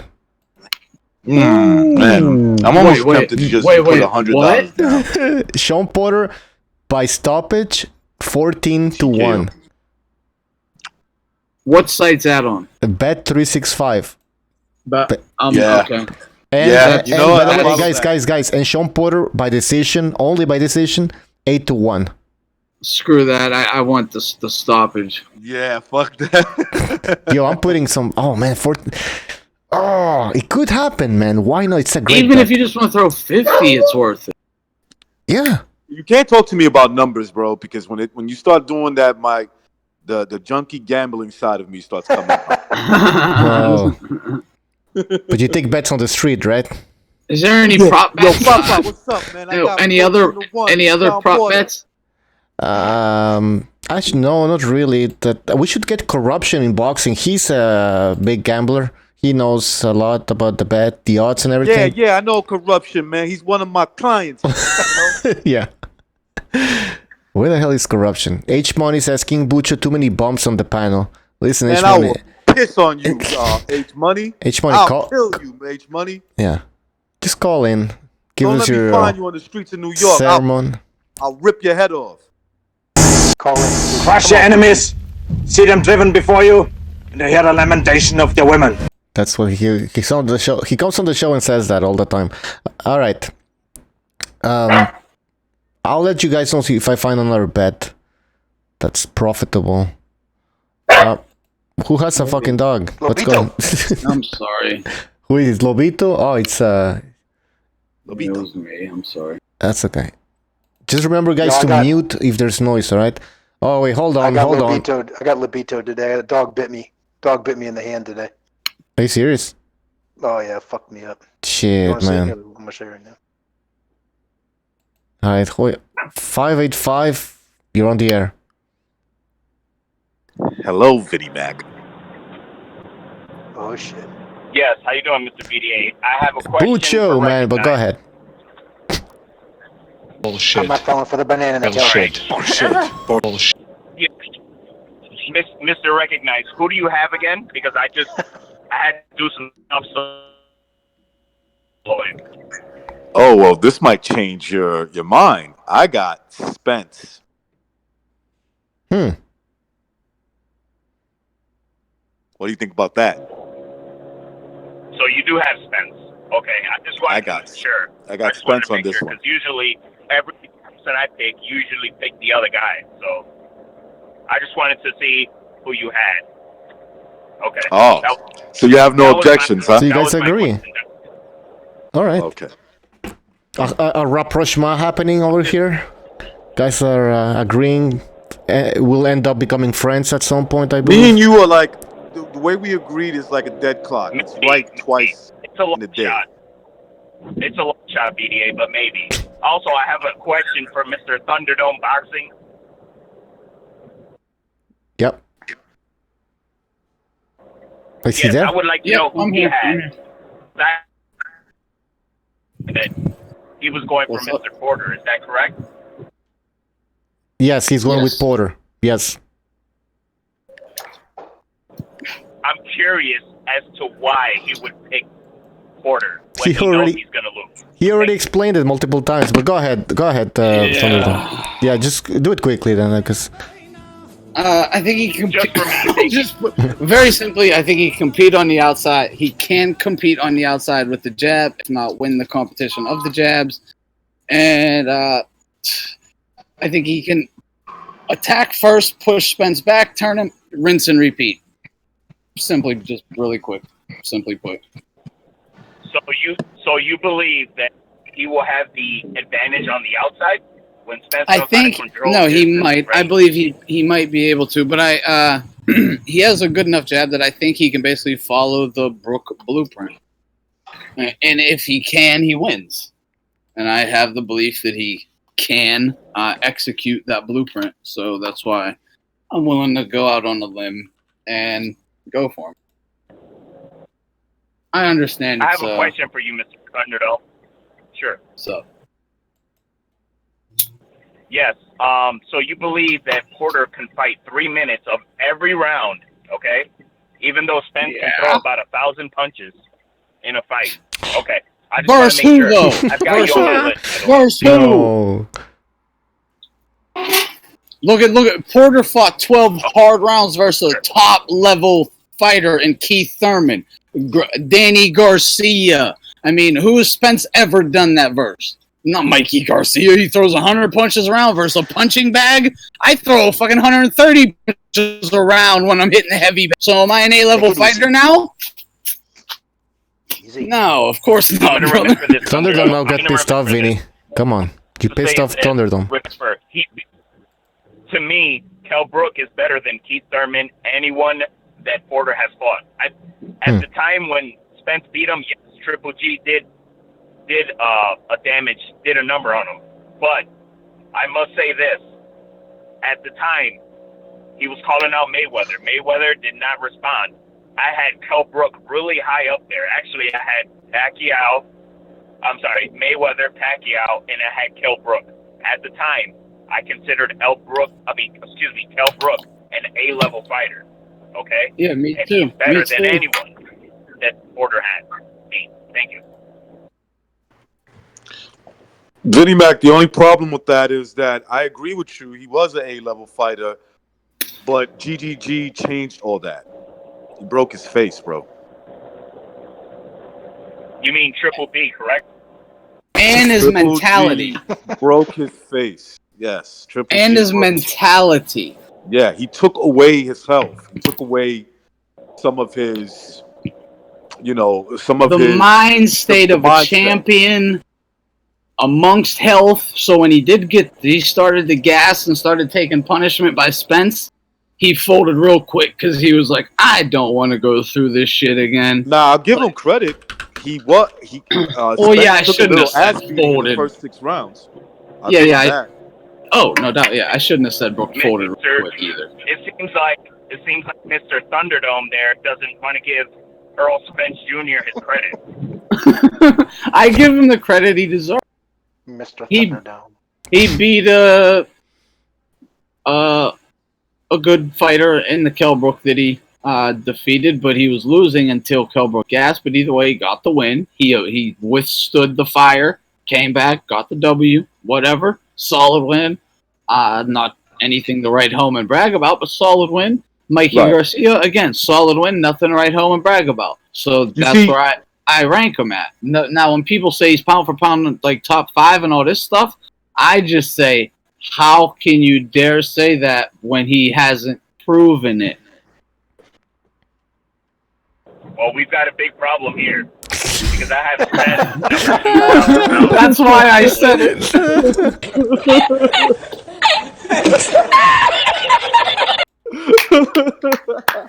Oh, Vinny. Explain, Vinny Mac. Explain the Tell problem. him, Vinny Mac. Tell him, baby. I'm serious right now. I have Errol Spence number 2 pound for pound. I have Crawford as number 1 because Crawford, he shows different dimensions and stuff like that. I have Lomachenko as my number 6 pound for pound. I have Regis Porgray as my number 10. Okay. Who's number 3? Keep going on the list if you want me to. But sure. Number 3, I have to put the cheater in there, Canelo. And what he's doing now, he's daring to be great. I don't know if he's on the juice or I'm daring to be great. This is natural. I got you. How do you justify Spence being at 2? Yes, go ahead, sir. The reason I have him at number 2. I shouldn't even have opened that door, huh? You have to consider the way they beat their opponent, correct? Yeah, absolutely. Resume is part of it. I'm sorry, a big guys, part. but yes, at the time when he beat Kell Brook, I had Kell Brook as an A-level fighter, especially at 147. Am I wrong about that, Mr. Thunderdome? Are you wrong about where you had him? No, you had him. So you're right. I'm not saying I had him there at that time, but I did say I agree that he was an A-level fighter at one point in his career, no doubt about it. before the Golovkin fight. I'm not so sure if he still was afterwards, though. But well, you can't at really worst, I would say B. At worst, solid B on the night of the Spence fight. But the only problem was when he cut all that weight, he had to cut solid muscle weight that he cut. Man, 15 pounds of muscle coming off of you fast really diminishes you, which is why he only had such a small gas tank. 6 rounds. After that, he was spent. Hey, Vinny, Mr. E in the chat is asking if you have ever boxed. Yes, I have. Actually, I've been to the Rock's gym here, and I boxed several rounds, but I must say it was pretty hard after round 2. I was pretty gassed, but I still I have a pretty good jab. I'm just wondering, why is he asking? The jab. I don't know, man. I don't know, but we're gonna have to move on, all right, man? Thanks for the call, Vinny. Good call, Vinny. Thank you, Mr. B. Bucho. Mr. BDA. Also, Oh I my just God. want to say, if you guys do not know where to buy this fight, just go to Fox Sports and just Google Errol Spence versus Shawn Porter. Okay? Please support it. It's just an excellent fight. Fucking asshole. That is a fucking asshole. All right. Thanks for the call. Oh, jeez. All right. Yeah, bye. Thank you, Vinny. Thank you. I hope they're Take cutting care, buddy. you a check. Just Google Fox Sports. Thank you. All right. Yeah, thanks for nothing, Vinny. What people are saying in the chat. Let's see. Yeah, he keeps calling me Mr. BDA for some reason. Corruption in Boston says, I will be recording videos again shortly after a long period away following a terrible death in the family. Oh, sorry to hear that, Corruption. Yeah, Corruption has a boxing channel. Check it out. What else are people saying? Overhaul says, Vinny, plug in his favorite fighter's fight. Lol. Sin Amosea is saying, Vinny, office jab. Boxing Spectrum, maybe tonight. Alright. Well, we got our predictions in. Guys, the phone lines are open if you want to call and give us your prediction. Are you guys excited about the undercard? Hell yes. Yeah, the Benavidez-Durrell fight, I'm especially interested in. What else is on it? I don't know. I'm high on this kid. I'm high on this kid Benavidez, man. I don't know.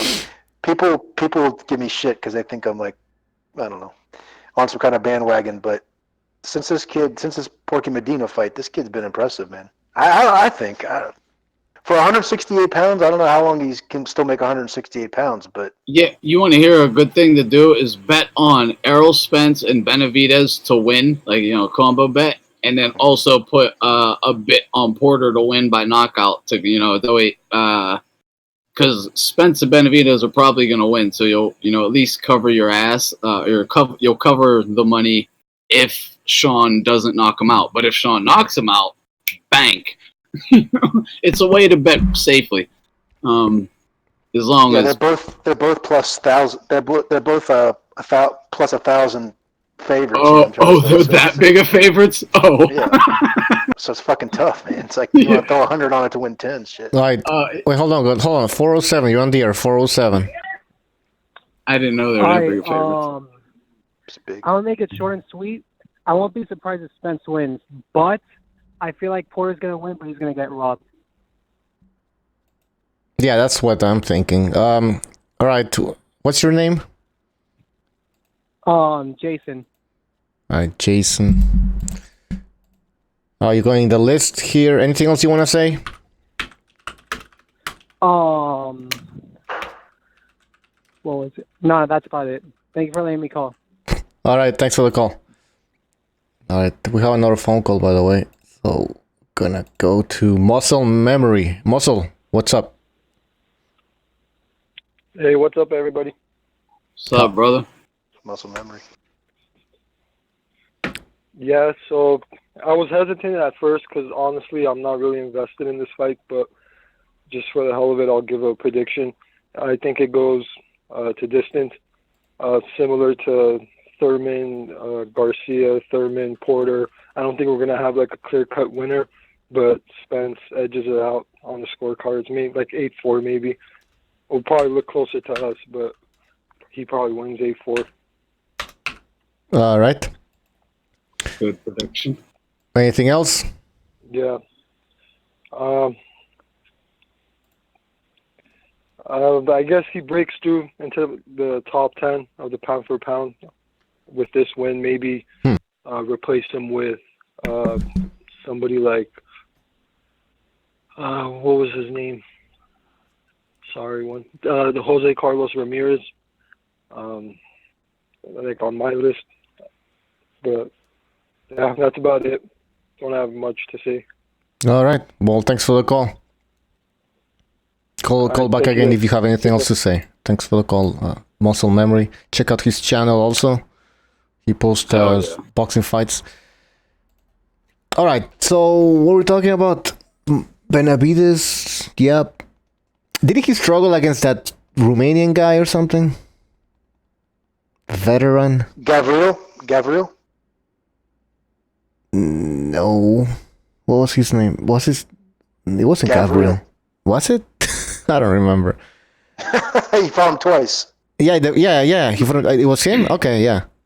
Hey, guys. I mean, he didn't. Ronald Gavril. Yeah, he didn't. I don't know about struggle. He got careless in the first fight. The first fight, yeah. Hey, guys. I was just curious at Ring Magazine's pound for pound rankings. I just want to read the top, the 10, going from 10 backwards really quick. 10, Pacquiao. 9, Mikey Garcia. 8, Estrada. 7, Golovkin. 6, Errol Spence. 5, Usyk. 4, Inouye. 3, Canelo. 2, Crawford. 1, Loma. They have Mikey Garcia ahead of Pacquiao. They got Spence ahead of Pacquiao and Golovkin and Estrada. Like, who can... This used to be the Bible of boxing, people. Man. Yeah, I don't know what's going on. We looked at that top 10 a long time ago, like about, I don't know, maybe it was about a month and a half ago, and it was the same. And I was just kind of hoping that they revised them. Sorry for bringing up an old topic. They're going to revise them sometime soon, but that thing is fucking whacked out, man. Yeah, I need to hit How the up hell Steve. you got Garcia ahead of Pacquiao? How do you got Garcia in the top 10 anyway? For real. Yeah, even if he didn't fight Spence and lose, he still shouldn't be there. Yeah, come on, man. Guy hasn't done. I mean, they have Spence above Golovkin. They got Inouye at 3. 3 or 4. Jesus Christ. Yeah. It's a popularity contest. The group is okay. It's I a guess popularity. The group is okay, but the order's all fucked up. Yeah. It's not about who the best boxer is. It's about the popularity. Let's be honest. Like, oh, this guy has a huge fan base. Like, Mike hasn't done shit, man. It's ridiculous. If it's popularity, then Pacquiao should be. I mean, who's bringing more buys? Pacquiao's bringing 400,000 pay-per-view buys if he fights fucking nobody. That's a good point. So, who the hell is Inouye compared to Pacquiao? Who the hell is Garcia compared? I mean, popularity. It's strictly money. If you pay me, put your guy up in that list. It's to sell them also, right? To sell a fight, maybe. It's like, oh, tonight's we have a top 5 pound for pounder fighting or something like that. Absolutely, definitely used in PR. It must be. Yeah, because in Pacquiao he doesn't need it anymore, right? I mean, everybody knows who Pacquiao. He doesn't need to be fucking told he's a champion or he's a pound for pounder. No. Just say Pacquiao's fighting. That's it. That's enough. Yeah, you're right. That's probably why he's 10. Because they're like, come on.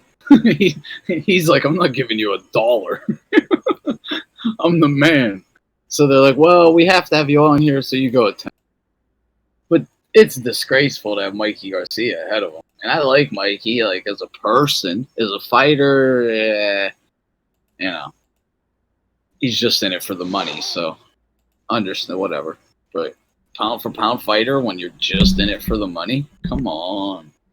All right, guys. Some people say that Cameron can't join or something's happening, and it's true. I can't invite people for some reason.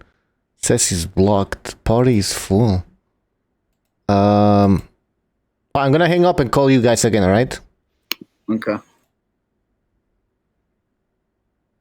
Oh, you guys should leave the call too. All right. Let's see. Let's see what the hell's going on here.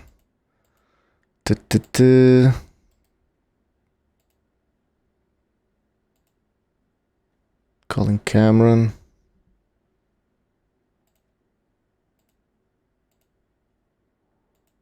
Calling. Let's see. Where the hell is Thunderdome?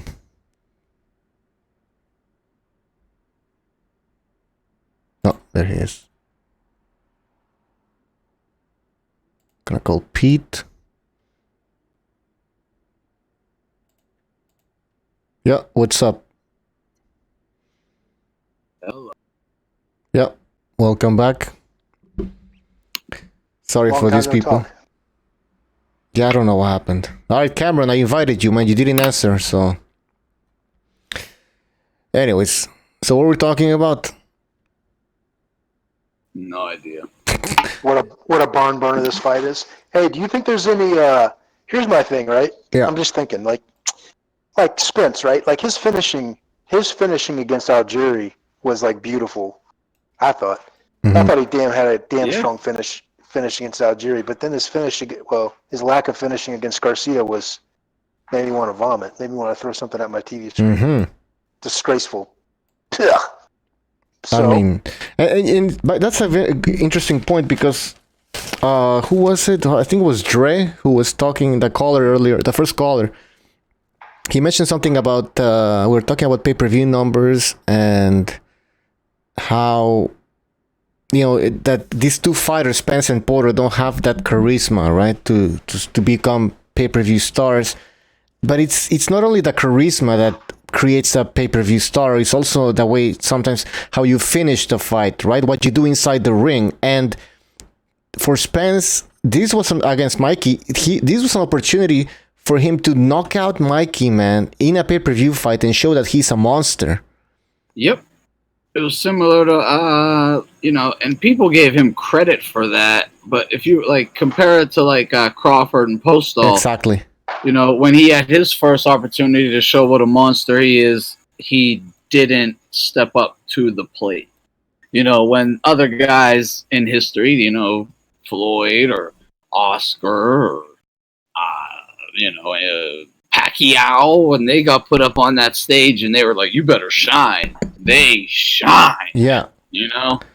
And I hated when some people believe or make up this belief that some certain fighters don't get the same promotion as other fighters because of X and Y reason, right? Like Regan, though, he didn't get the support from HBO and Bob Arum. Okay, that may have been the case there, but then again, Rigo did get other chances, which he fucked up. Like when he was in the undercard of Canelo and Cotto, he was there, he fucked up. Crawford, they were trying to make him a pay-per-view. People say, people claim that Bob Arum doesn't want to make Crawford a superstar, blah, blah, blah. He put him on pay-per-view, guys. Now it was up to Crawford to put on a good performance, and he fucked it up. Yep. So stop blaming other people, all right? Stop the blaming game. Especially like the LDBC type of people love to say, like, it's a business. Get your money, but boxing is a business. But they don't understand, or they seem to pretend to not understand, the other aspect of the boxing business is that the entertainment business aspect of boxing. If you're not like Customato told Mike Tyson, you know, it's not about winning.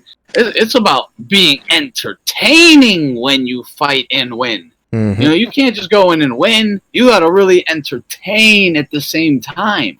So you can go in and rack up 40 wins in a row, but if you're doing it in a non-entertaining fashion, these networks they're not going to invest in you. Why? Because the fans aren't going to help them recoup their investment by watching your fights, buying tickets to your fights, or buying your pay-per-views. So they're not going to invest as much in you as maybe a lesser talented fighter, but who's much more exciting, and he puts the asses in the seats. They seem to not get that part of it. They love talking business. It's like rocket science or something here. I mean, no, it's not. Come on. Supply and demand. demand. Why don't they give Ward more credit? It's like, well, first of all, they blow him constantly, but the guy can't even sell 4,000 tickets in his backyard, for crying out loud. So what kind of money do you think they're going to invest in the guy? Come on. You know, I mean, Lara, when he fought in Miami. yeah. God, that was dismal. That was yeah. That was You go to that fight, Pete? That's a Cuban No, town. I didn't go to that one. No, I but was gonna go. I swear to God, I was gonna go, but I didn't go. You think they're gonna be any? You think you're gonna see any knockdowns in this fight? Probably. I hope so. Probably. I hope so. Yeah, probably. We might see one guy, like one from each guy get dropped. I really think this is going to be basically as closest like a Thurman Porter. This is going to be a banger. Or if it's not that, I'm expecting Porter to do a bit better. Honestly, that's the way I'm seeing it, man. I don't know. I could be totally off, but I don't know. 5-1. Go ahead, Bucho. No, I just said 5-1. Reminding people about the odds. Yeah, but it's like Spence is a bigger favorite than that. Spence is 1,000. Spence is a plus 1,000, bro. You got to lay 1,000. He's a 9-1 favorite if you want to look at it like that. Well, here he's an 8-1, so yeah, 800, but same, yeah. I'm saying he's a bigger favorite than he is than Porter's an underdog. But yeah, they got to do that to make you, again, second guess. Do you want to lay that much money down? Yep. Wait, hold on. We have. Because again, if they kept the odds at 2-1, like. Yeah, 407. What's up? Everybody. Hey, how you doing? My name is Jersey. Who the fuck is this? Yeah, what's up? I don't know. Oh shit! I keep muting him. I think Porter's gonna pull it. He's too crafty. He's too crafty. Gonna come down when he pulls it? Unexperienced boxer, like an experienced boxer as Spence. You know, people, of course, Spence is good for the TV. Is good for the ratings, but you know, at the end, the sparring is over. The little face and the pretty face Spence has. All right. Where you calling from, Orlando? Yeah, from Orlando, Florida. I think my son hooked me up with you guys, man. Ah, okay. My So son he's a big fan of your show. But now I'm listening to the show every time that he called me all the time. He's like, hey, the show is on. You know, nice. And actually he had a lot of fun. He's a 17-year-old. He loved boxing. You know, I've been following boxing for years, and he's into it, and he listened to you guys, man.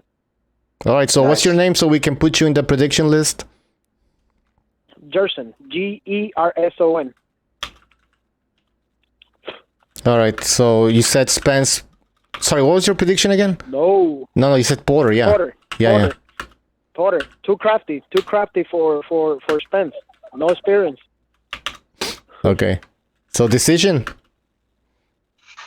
Yeah. He's not gonna, he's not gonna run the risk to get knockout. He's just gonna, his, experience and condition. He's gonna put it on, and he's gonna pull the fight of, decision.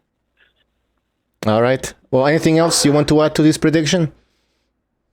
No, that'd be all. All right. Thanks for the call, man. Call back again after the fight. Good night, guys. Be good, Gerson. Good night. Be good. All right. All right, man. A lot of people are going for Porter, man. They see that activity, bro. They see all that activity. I mean, they're looking at it like if it goes to a decision, if there's no knockdowns, right?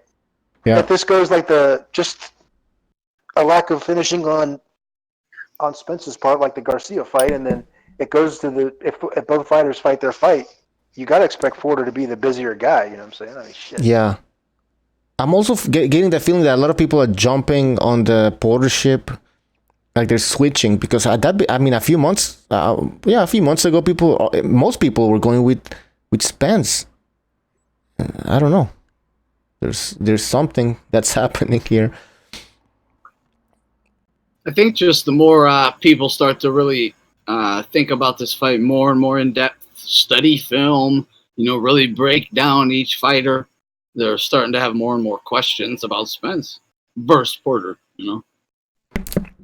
You know what may be happening though? People That's are going. what happened to me. That's what happened to me anyway. Yeah, maybe people are going back and watching the previous fights, previous Spence fight and Shawn Porter fights, and they're realizing, you know what? There's something here with Spence. You know, he's not. You know, you go back and look at that Kell Brook fight that happened in 2015, I believe, or 2016. A few years. 27. No, 17. Yeah, I'm going to wait.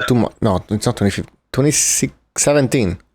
Yeah. Anyways, and you start seeing, you know, that some people haven't watched that fight haven't seen that fight since when it first aired. Now you go back and look at it, and you go like, wait a minute, Spence, it's not such a big monster as people claim he is. Thunderdome was bringing that up. Yeah, and rewatching it. I remember watching him get buckled in that first 6 rounds. He did the way Trinidad did in the 8th round when he was about to get knocked out. I guess in the last, no, it was either the 10th or the 10th round, where his legs started to show that, you know, they were giving in. I saw Spence do that early in the fight. Can I post the link to the full fight between Kell Brook and Errol Spence in the chat? I don't think you can post links because only I can post links, but you can post it in here in the Discord, and then I'll put it in the. Okay, I'll do that. That way people can go watch it, because honestly, I didn't see the fight since the night it happened, and when I went back and rewatched it yesterday, I was like in shock. Like I was like, whoa, I didn't remember it being this bad. Honestly, like it was worse than I remembered. Yeah, he took at least 5 rounds out of the first 6. I remember feeling like that. Yeah. Oh yeah. Yeah, Brook won minimum 5. I gave him all 6, but yeah, I guess the first one may be a bit questionable, but yeah, it was first 6 were all Brook. Then he faded, like you said. He faded, man. Instantly, just depleted, done. Yeah. No, I was just trying to survive, but I'm gonna go get the link here and I'll post it in the Discord. I'll be back. What about people who claim that Spence did some adjustments? And look, you got to give him credit because he survived an ass beating, and as soon as he started working back, in other words, being, hitting back and being successful, that's when you saw Kell Brook decline in the fight. And it just kept getting worse, and then obviously the stoppage. I believe that a lot of that was mentally. Mentally, when you get your face broken and somebody starts hitting you, anywhere close to that, and he's doing it consistently, it starts fucking with your mind. Then you add weight drain, so now he's got mind stress with the weight drain, and he quit. The guy just gave up. He stopped fighting, and now you got to credit Spence for not getting totally blown away, but that doesn't change the fact that a depleted Kell Brook, and literally he was depleted, was whipping his ass for the first 6 rounds. You cannot, unless you just want to lie to yourself. Yeah. I just posted a link of the fight, so it's in really only have to even watch the first 6 rounds. Mm-hmm. So it's not much time, people. Yeah. And I recognize what you're saying. I mean, it is what it is. Kell Brook was coming down in weight. His face was broken. We're not making excuses over here. And he was beating Spence skill-wise in the first few rounds. Then he faded. If you're telling me that Spence is that good, because he not stopped Kell Brook, then give me another fight where I can see his skills. You know what I mean? There isn't another one because he hasn't fought anybody with skills since Kell Brook. So yeah. Go ahead. No, I think you're breaking up. How about now? No, you're good. Go ahead. Yeah, he hasn't fought a guy with skills and as big as him. I personally think that Kell Brook at that time. Yeah, you're breaking up again. I recognize. Get out of the bodega. Yeah. What was I gonna say? Give them an extra quarter. That way they get you some, reboot the Wi-Fi for you. Yeah. Is my Wi-Fi? Is it that bad? No, now it's okay. good. Now it's good. Now it's good.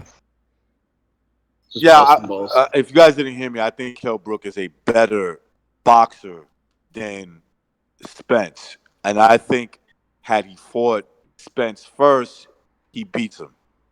That's just my opinion, you know? I feel that's my opinion as well. I really wish opinions as fucked up as it is. Yeah, Hey, listen. true. I really wish we would have saw that fight, though. I really wish he would have fought Spence instead of Golovkin. Yeah. What was Spence's layoff prior to the Garcia fight? Do I think it? I'm thinking it was like 20 months or something like that. Give me 1 second, I'll check. I thought it was like a super long layoff, damn near 2 years. So are you saying? Are you making excuses? Me? Mm-hmm. I don't think. Wait. Whose layoff? Spence didn't have. Spence on a long.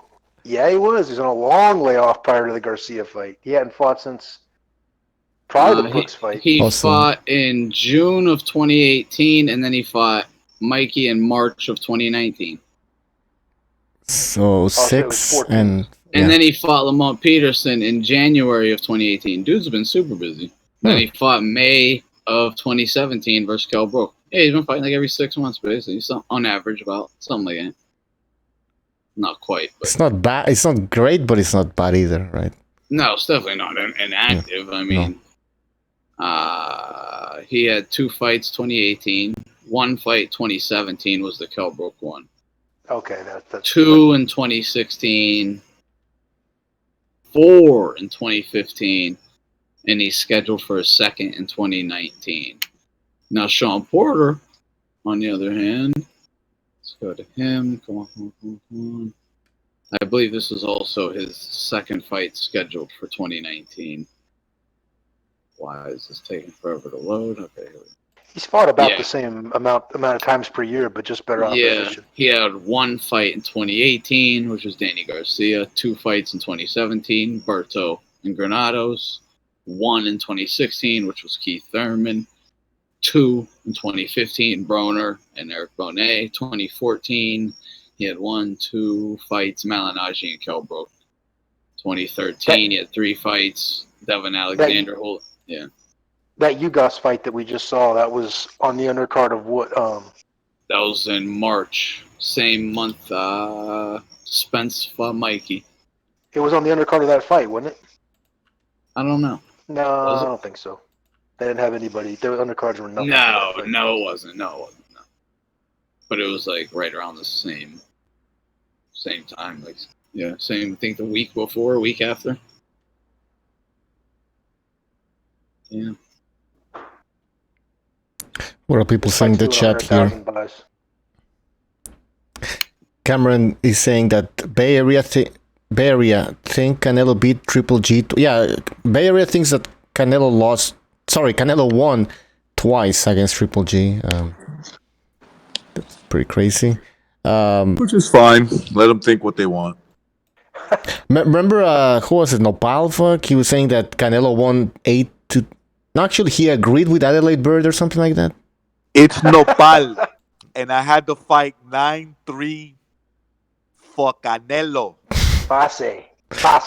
Yeah, he had a 9-3. No jokes, 9-3. I was like, come on, man. Like, are we gonna talk boxing here for real, or are you just gonna bullshit? Because what's the point? 9-3? Come on. He gave all of Triple G's rounds to Canelo, I think. It's pointless even talking to them people. It's like, the guy, 9-3 is certain guys. Certain guys have fighters, and they're kind of just like they're superheroes. You know what I mean? They think no one can beat them, and if they ever had a loss, boy, is there a reason for it, and it really didn't count. You know, I mean, I was that way as a kid with Mike Tyson, so I know how these guys are. Yeah, that's how I recognize this with Camacho. With who? Camacho was a gem. He was a hero. Camacho. Oh, he was a hero.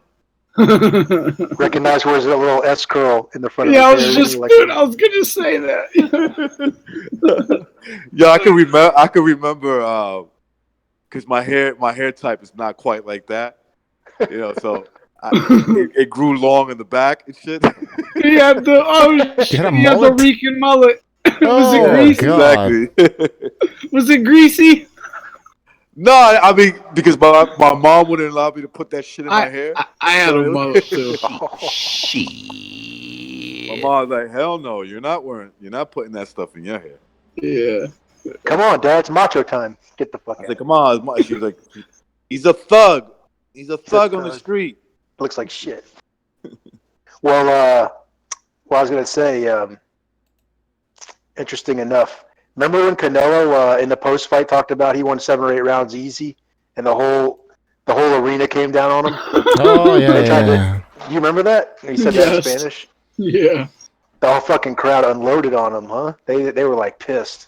Boo. Yeah, and that's They like came down where the yes men can't lie to you anymore. Because now the whole fucking world is telling you you're full of shit and you got your ass whooped.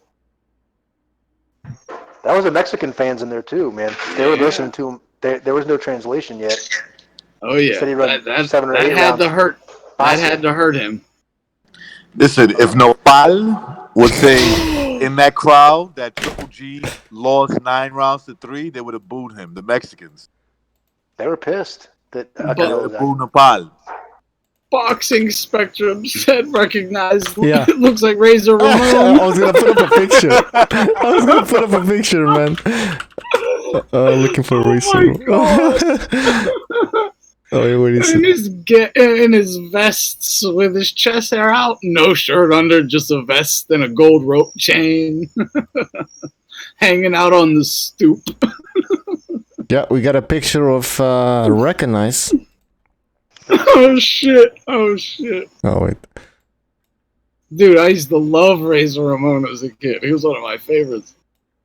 There it is. Hey, Chico. Hey, Chico. Hey, Chico.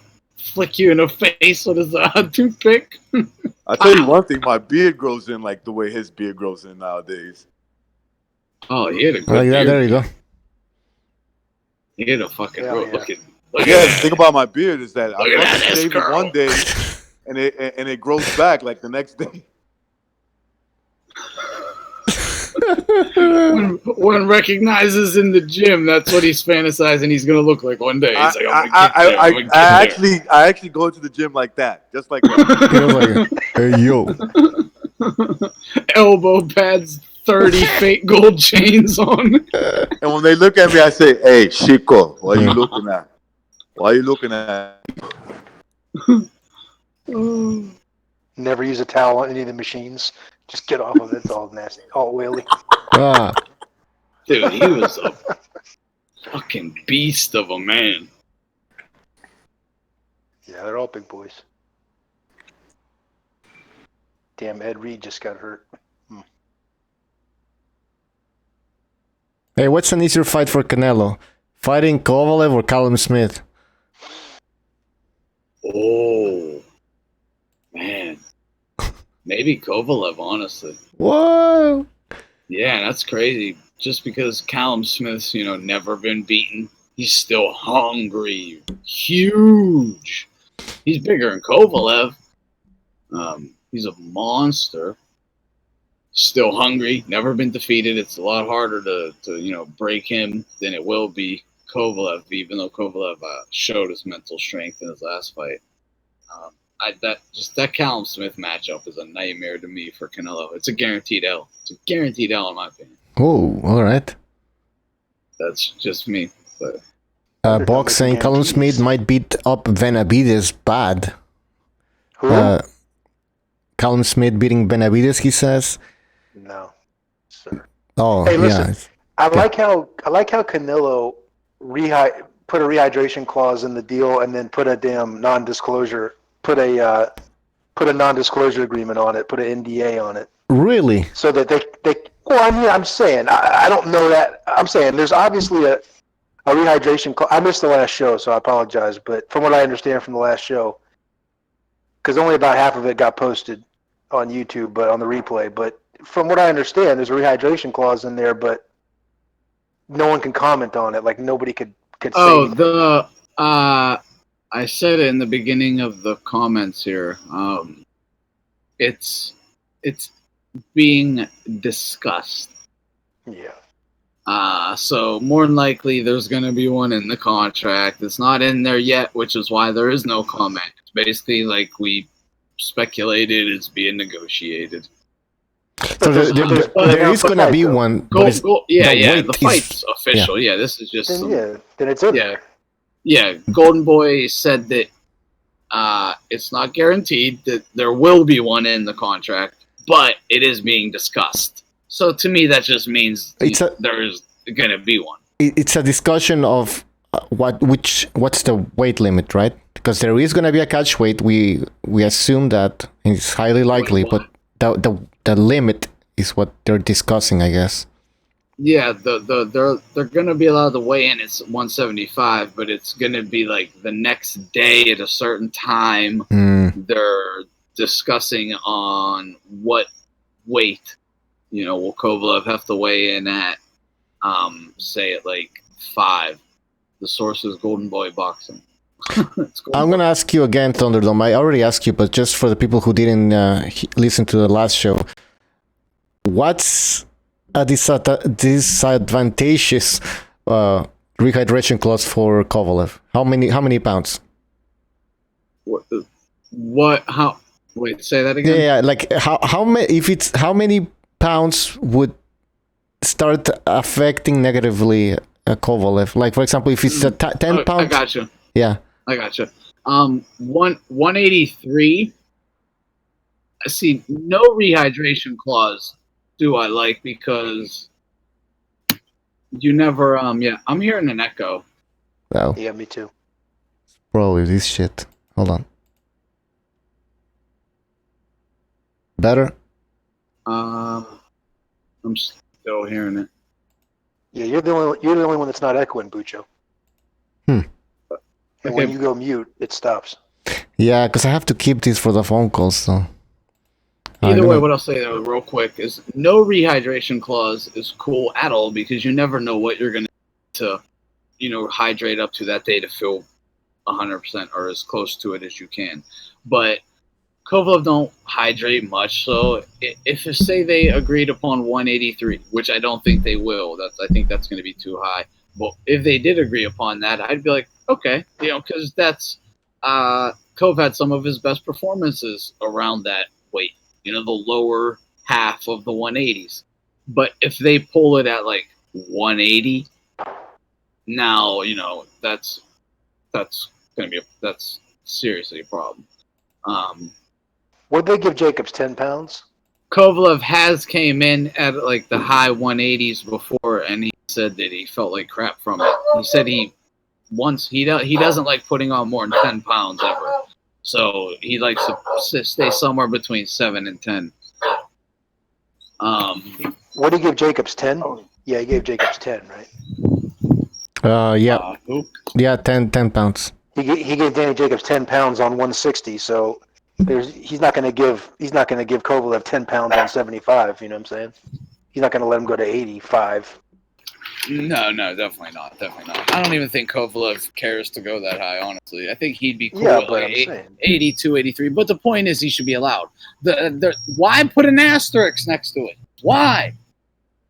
That's the whole point. Like, fans should be, journalists, everyone on Twitter and IG should be hitting them up like, we don't want the fight if there's an asterisk next to it. If you want to go take the light heavyweight title from the champ, take it the right way, if you can. Most people are not going to look into it. That's the thing. Most people don't look into it, right? They just see Kovalev, Canelo on the poster. That's it. I'm going. But they don't look. They don't know much about boxing, man. They don't look at the news and everything. They don't know that there's a catch weight, man, and it is an asterisk, and it's unfair.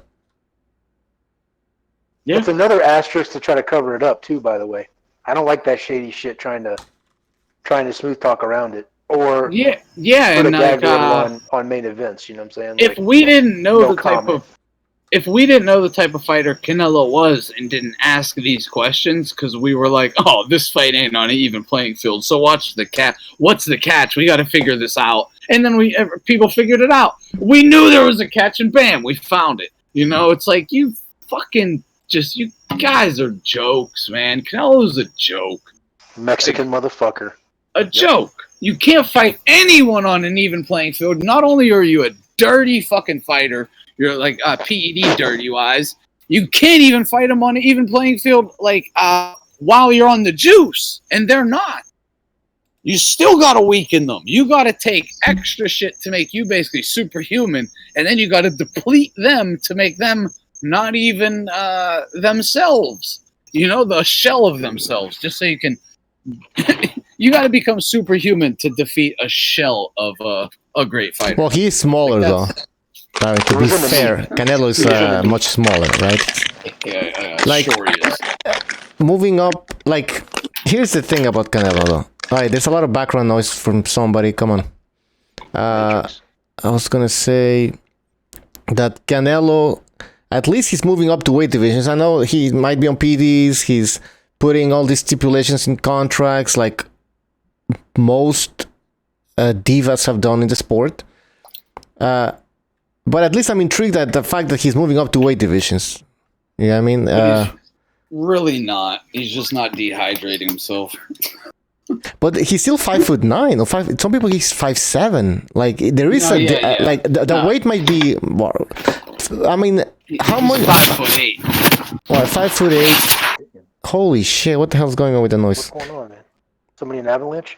I don't know. Hey, listen. I don't care about the PED so much as the just that rehydration clause. Well, at least it's not a catch weight. Bad taste, you know. Yeah. It's not a catch weight, which is some people thought it was going to be a catch weight. I thought it might have been a catch weight when there were all these rumors about this fight taking place. A catch weight would have been the worst thing ever. Now it's a rehydration clause. I want to see if it's gonna be. There's gonna be a rehydration clause for sure, but I hope it's not like 5 pounds or something crazy. I don't think it's gonna be 5 pounds, but 8 pounds of rehydration limit. That's gonna be a big asterisk. If it's 10, okay, and will they disclose it? And will they disclose it, Pucho? We don't even know if we're going to get an official statement about it. That puts a lot of matches into question if they could actually pull that off. I mean, going forward, how do we know? Exactly. How do we know if? How do we know? I'm saying if they could put a rehydration clause in place and then put a gag order on it too. I mean, maybe they contract for that. Maybe they pay for that. Who knows? So I'm saying if they could actually do that and enforce it, that sucks for boxing, man. I don't want to hear that shit after the fact, like 10 years down the road. Yeah, I don't think they can. I mean, plus I just think somebody, there's too many people standing around watching these guys get weighed in to where it'll leak. Someone will leak it. But remember in the Canelo Jacobs fight, remember on that next day weigh-in, somebody blew it. Somebody blew it by a pound. I think maybe Jacobs blew it. Excuse me, blew it by like a pound or two, and yeah.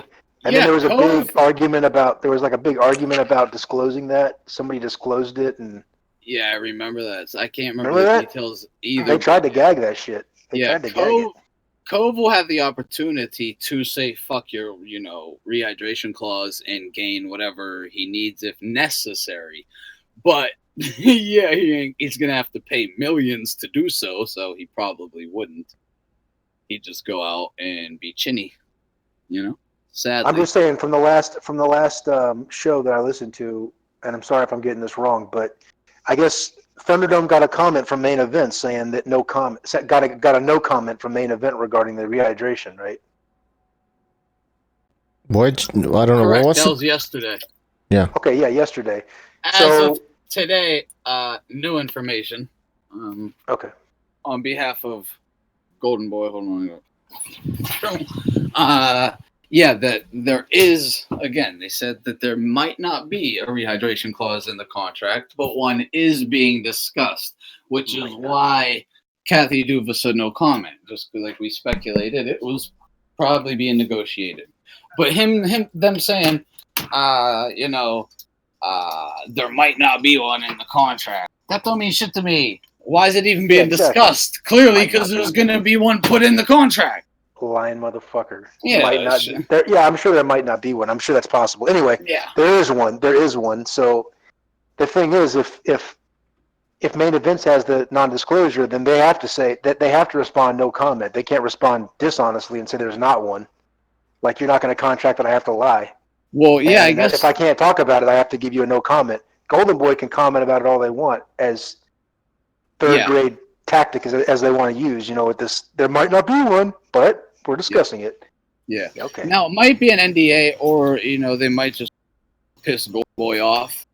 Honestly, they might be trying to play nice and just letting them, announce it. Do the announcing, and plus, the no comment. I mean, to me, that's just saying yes anyway.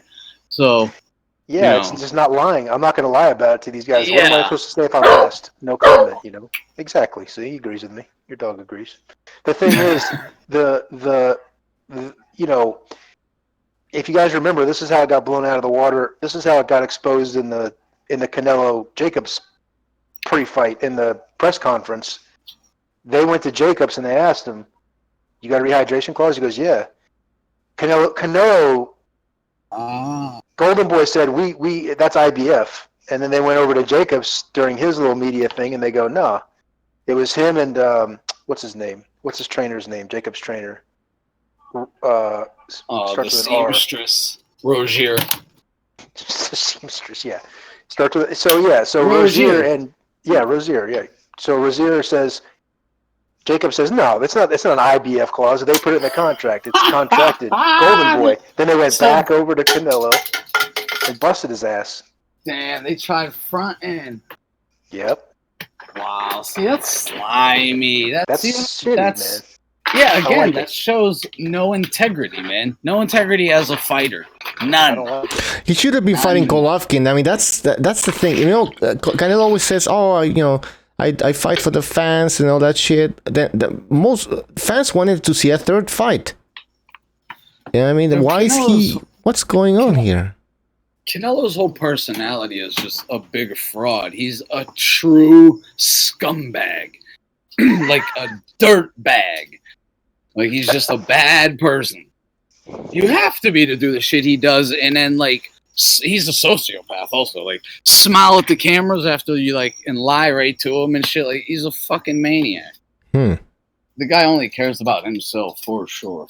It is a new level of bullshit, man. I mean, he's like boxing's version of fucking who's the cyclist that fucking was all Lance Armstrong. No? Lance Armstrong. Yeah. He's sociopathic, just like him. I think Floyd was kind of the same thing. Those people who always you're right. Talk about other athletes that I'm here to clean the sport, and they're the ones that are not clean. It was the same thing with Lance Armstrong. Apparently, this guy was also an advocate for clean sports and all that shit.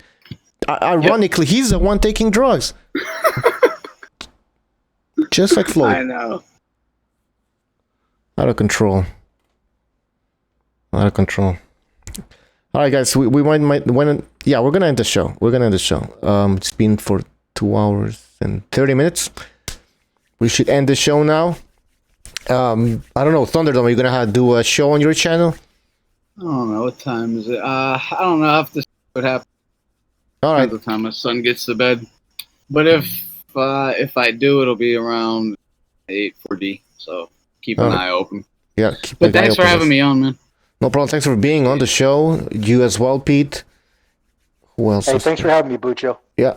I'll see you next time. Recognize also was here. Cameron, Lobito, Gonzalo, official. Lobito. Everybody in the chat, thank you for being on, and we'll see you, I think, maybe for sure on Wednesday. Mr. BDA will be hosting a show, so stay tuned for that. Maybe I'll do a show before that. But if I don't see you until then take care, guys. We'll see you next time. Peace, fellas. Peace. Disappointed in every one of you. I'm sorry, I don't mean to offend you. I'm disappointed in every one of you. I kiss you on the mouth. No, I'm not cool with that. I'm sorry. One more time. I'm disappointed in every one of you. I mean, I'm dealing with degenerate animals. I'm disappointed in every one of you. Disappointed in every one of you. All right, come on. Honestly, I can't do it, man. I'm disappointed in every one of you. Let me tell you why. It's gonna be alright, Nicky. Go ahead. Shoot. He just killed a little fucking man. What are you going to do about it? You're happy because you got nothing. You don't got a thing. You're happy because you got nothing. Lobito! Got nothing. I want to get out. I want to get out of this rat hole. I want to get online. I need BDA Boxing.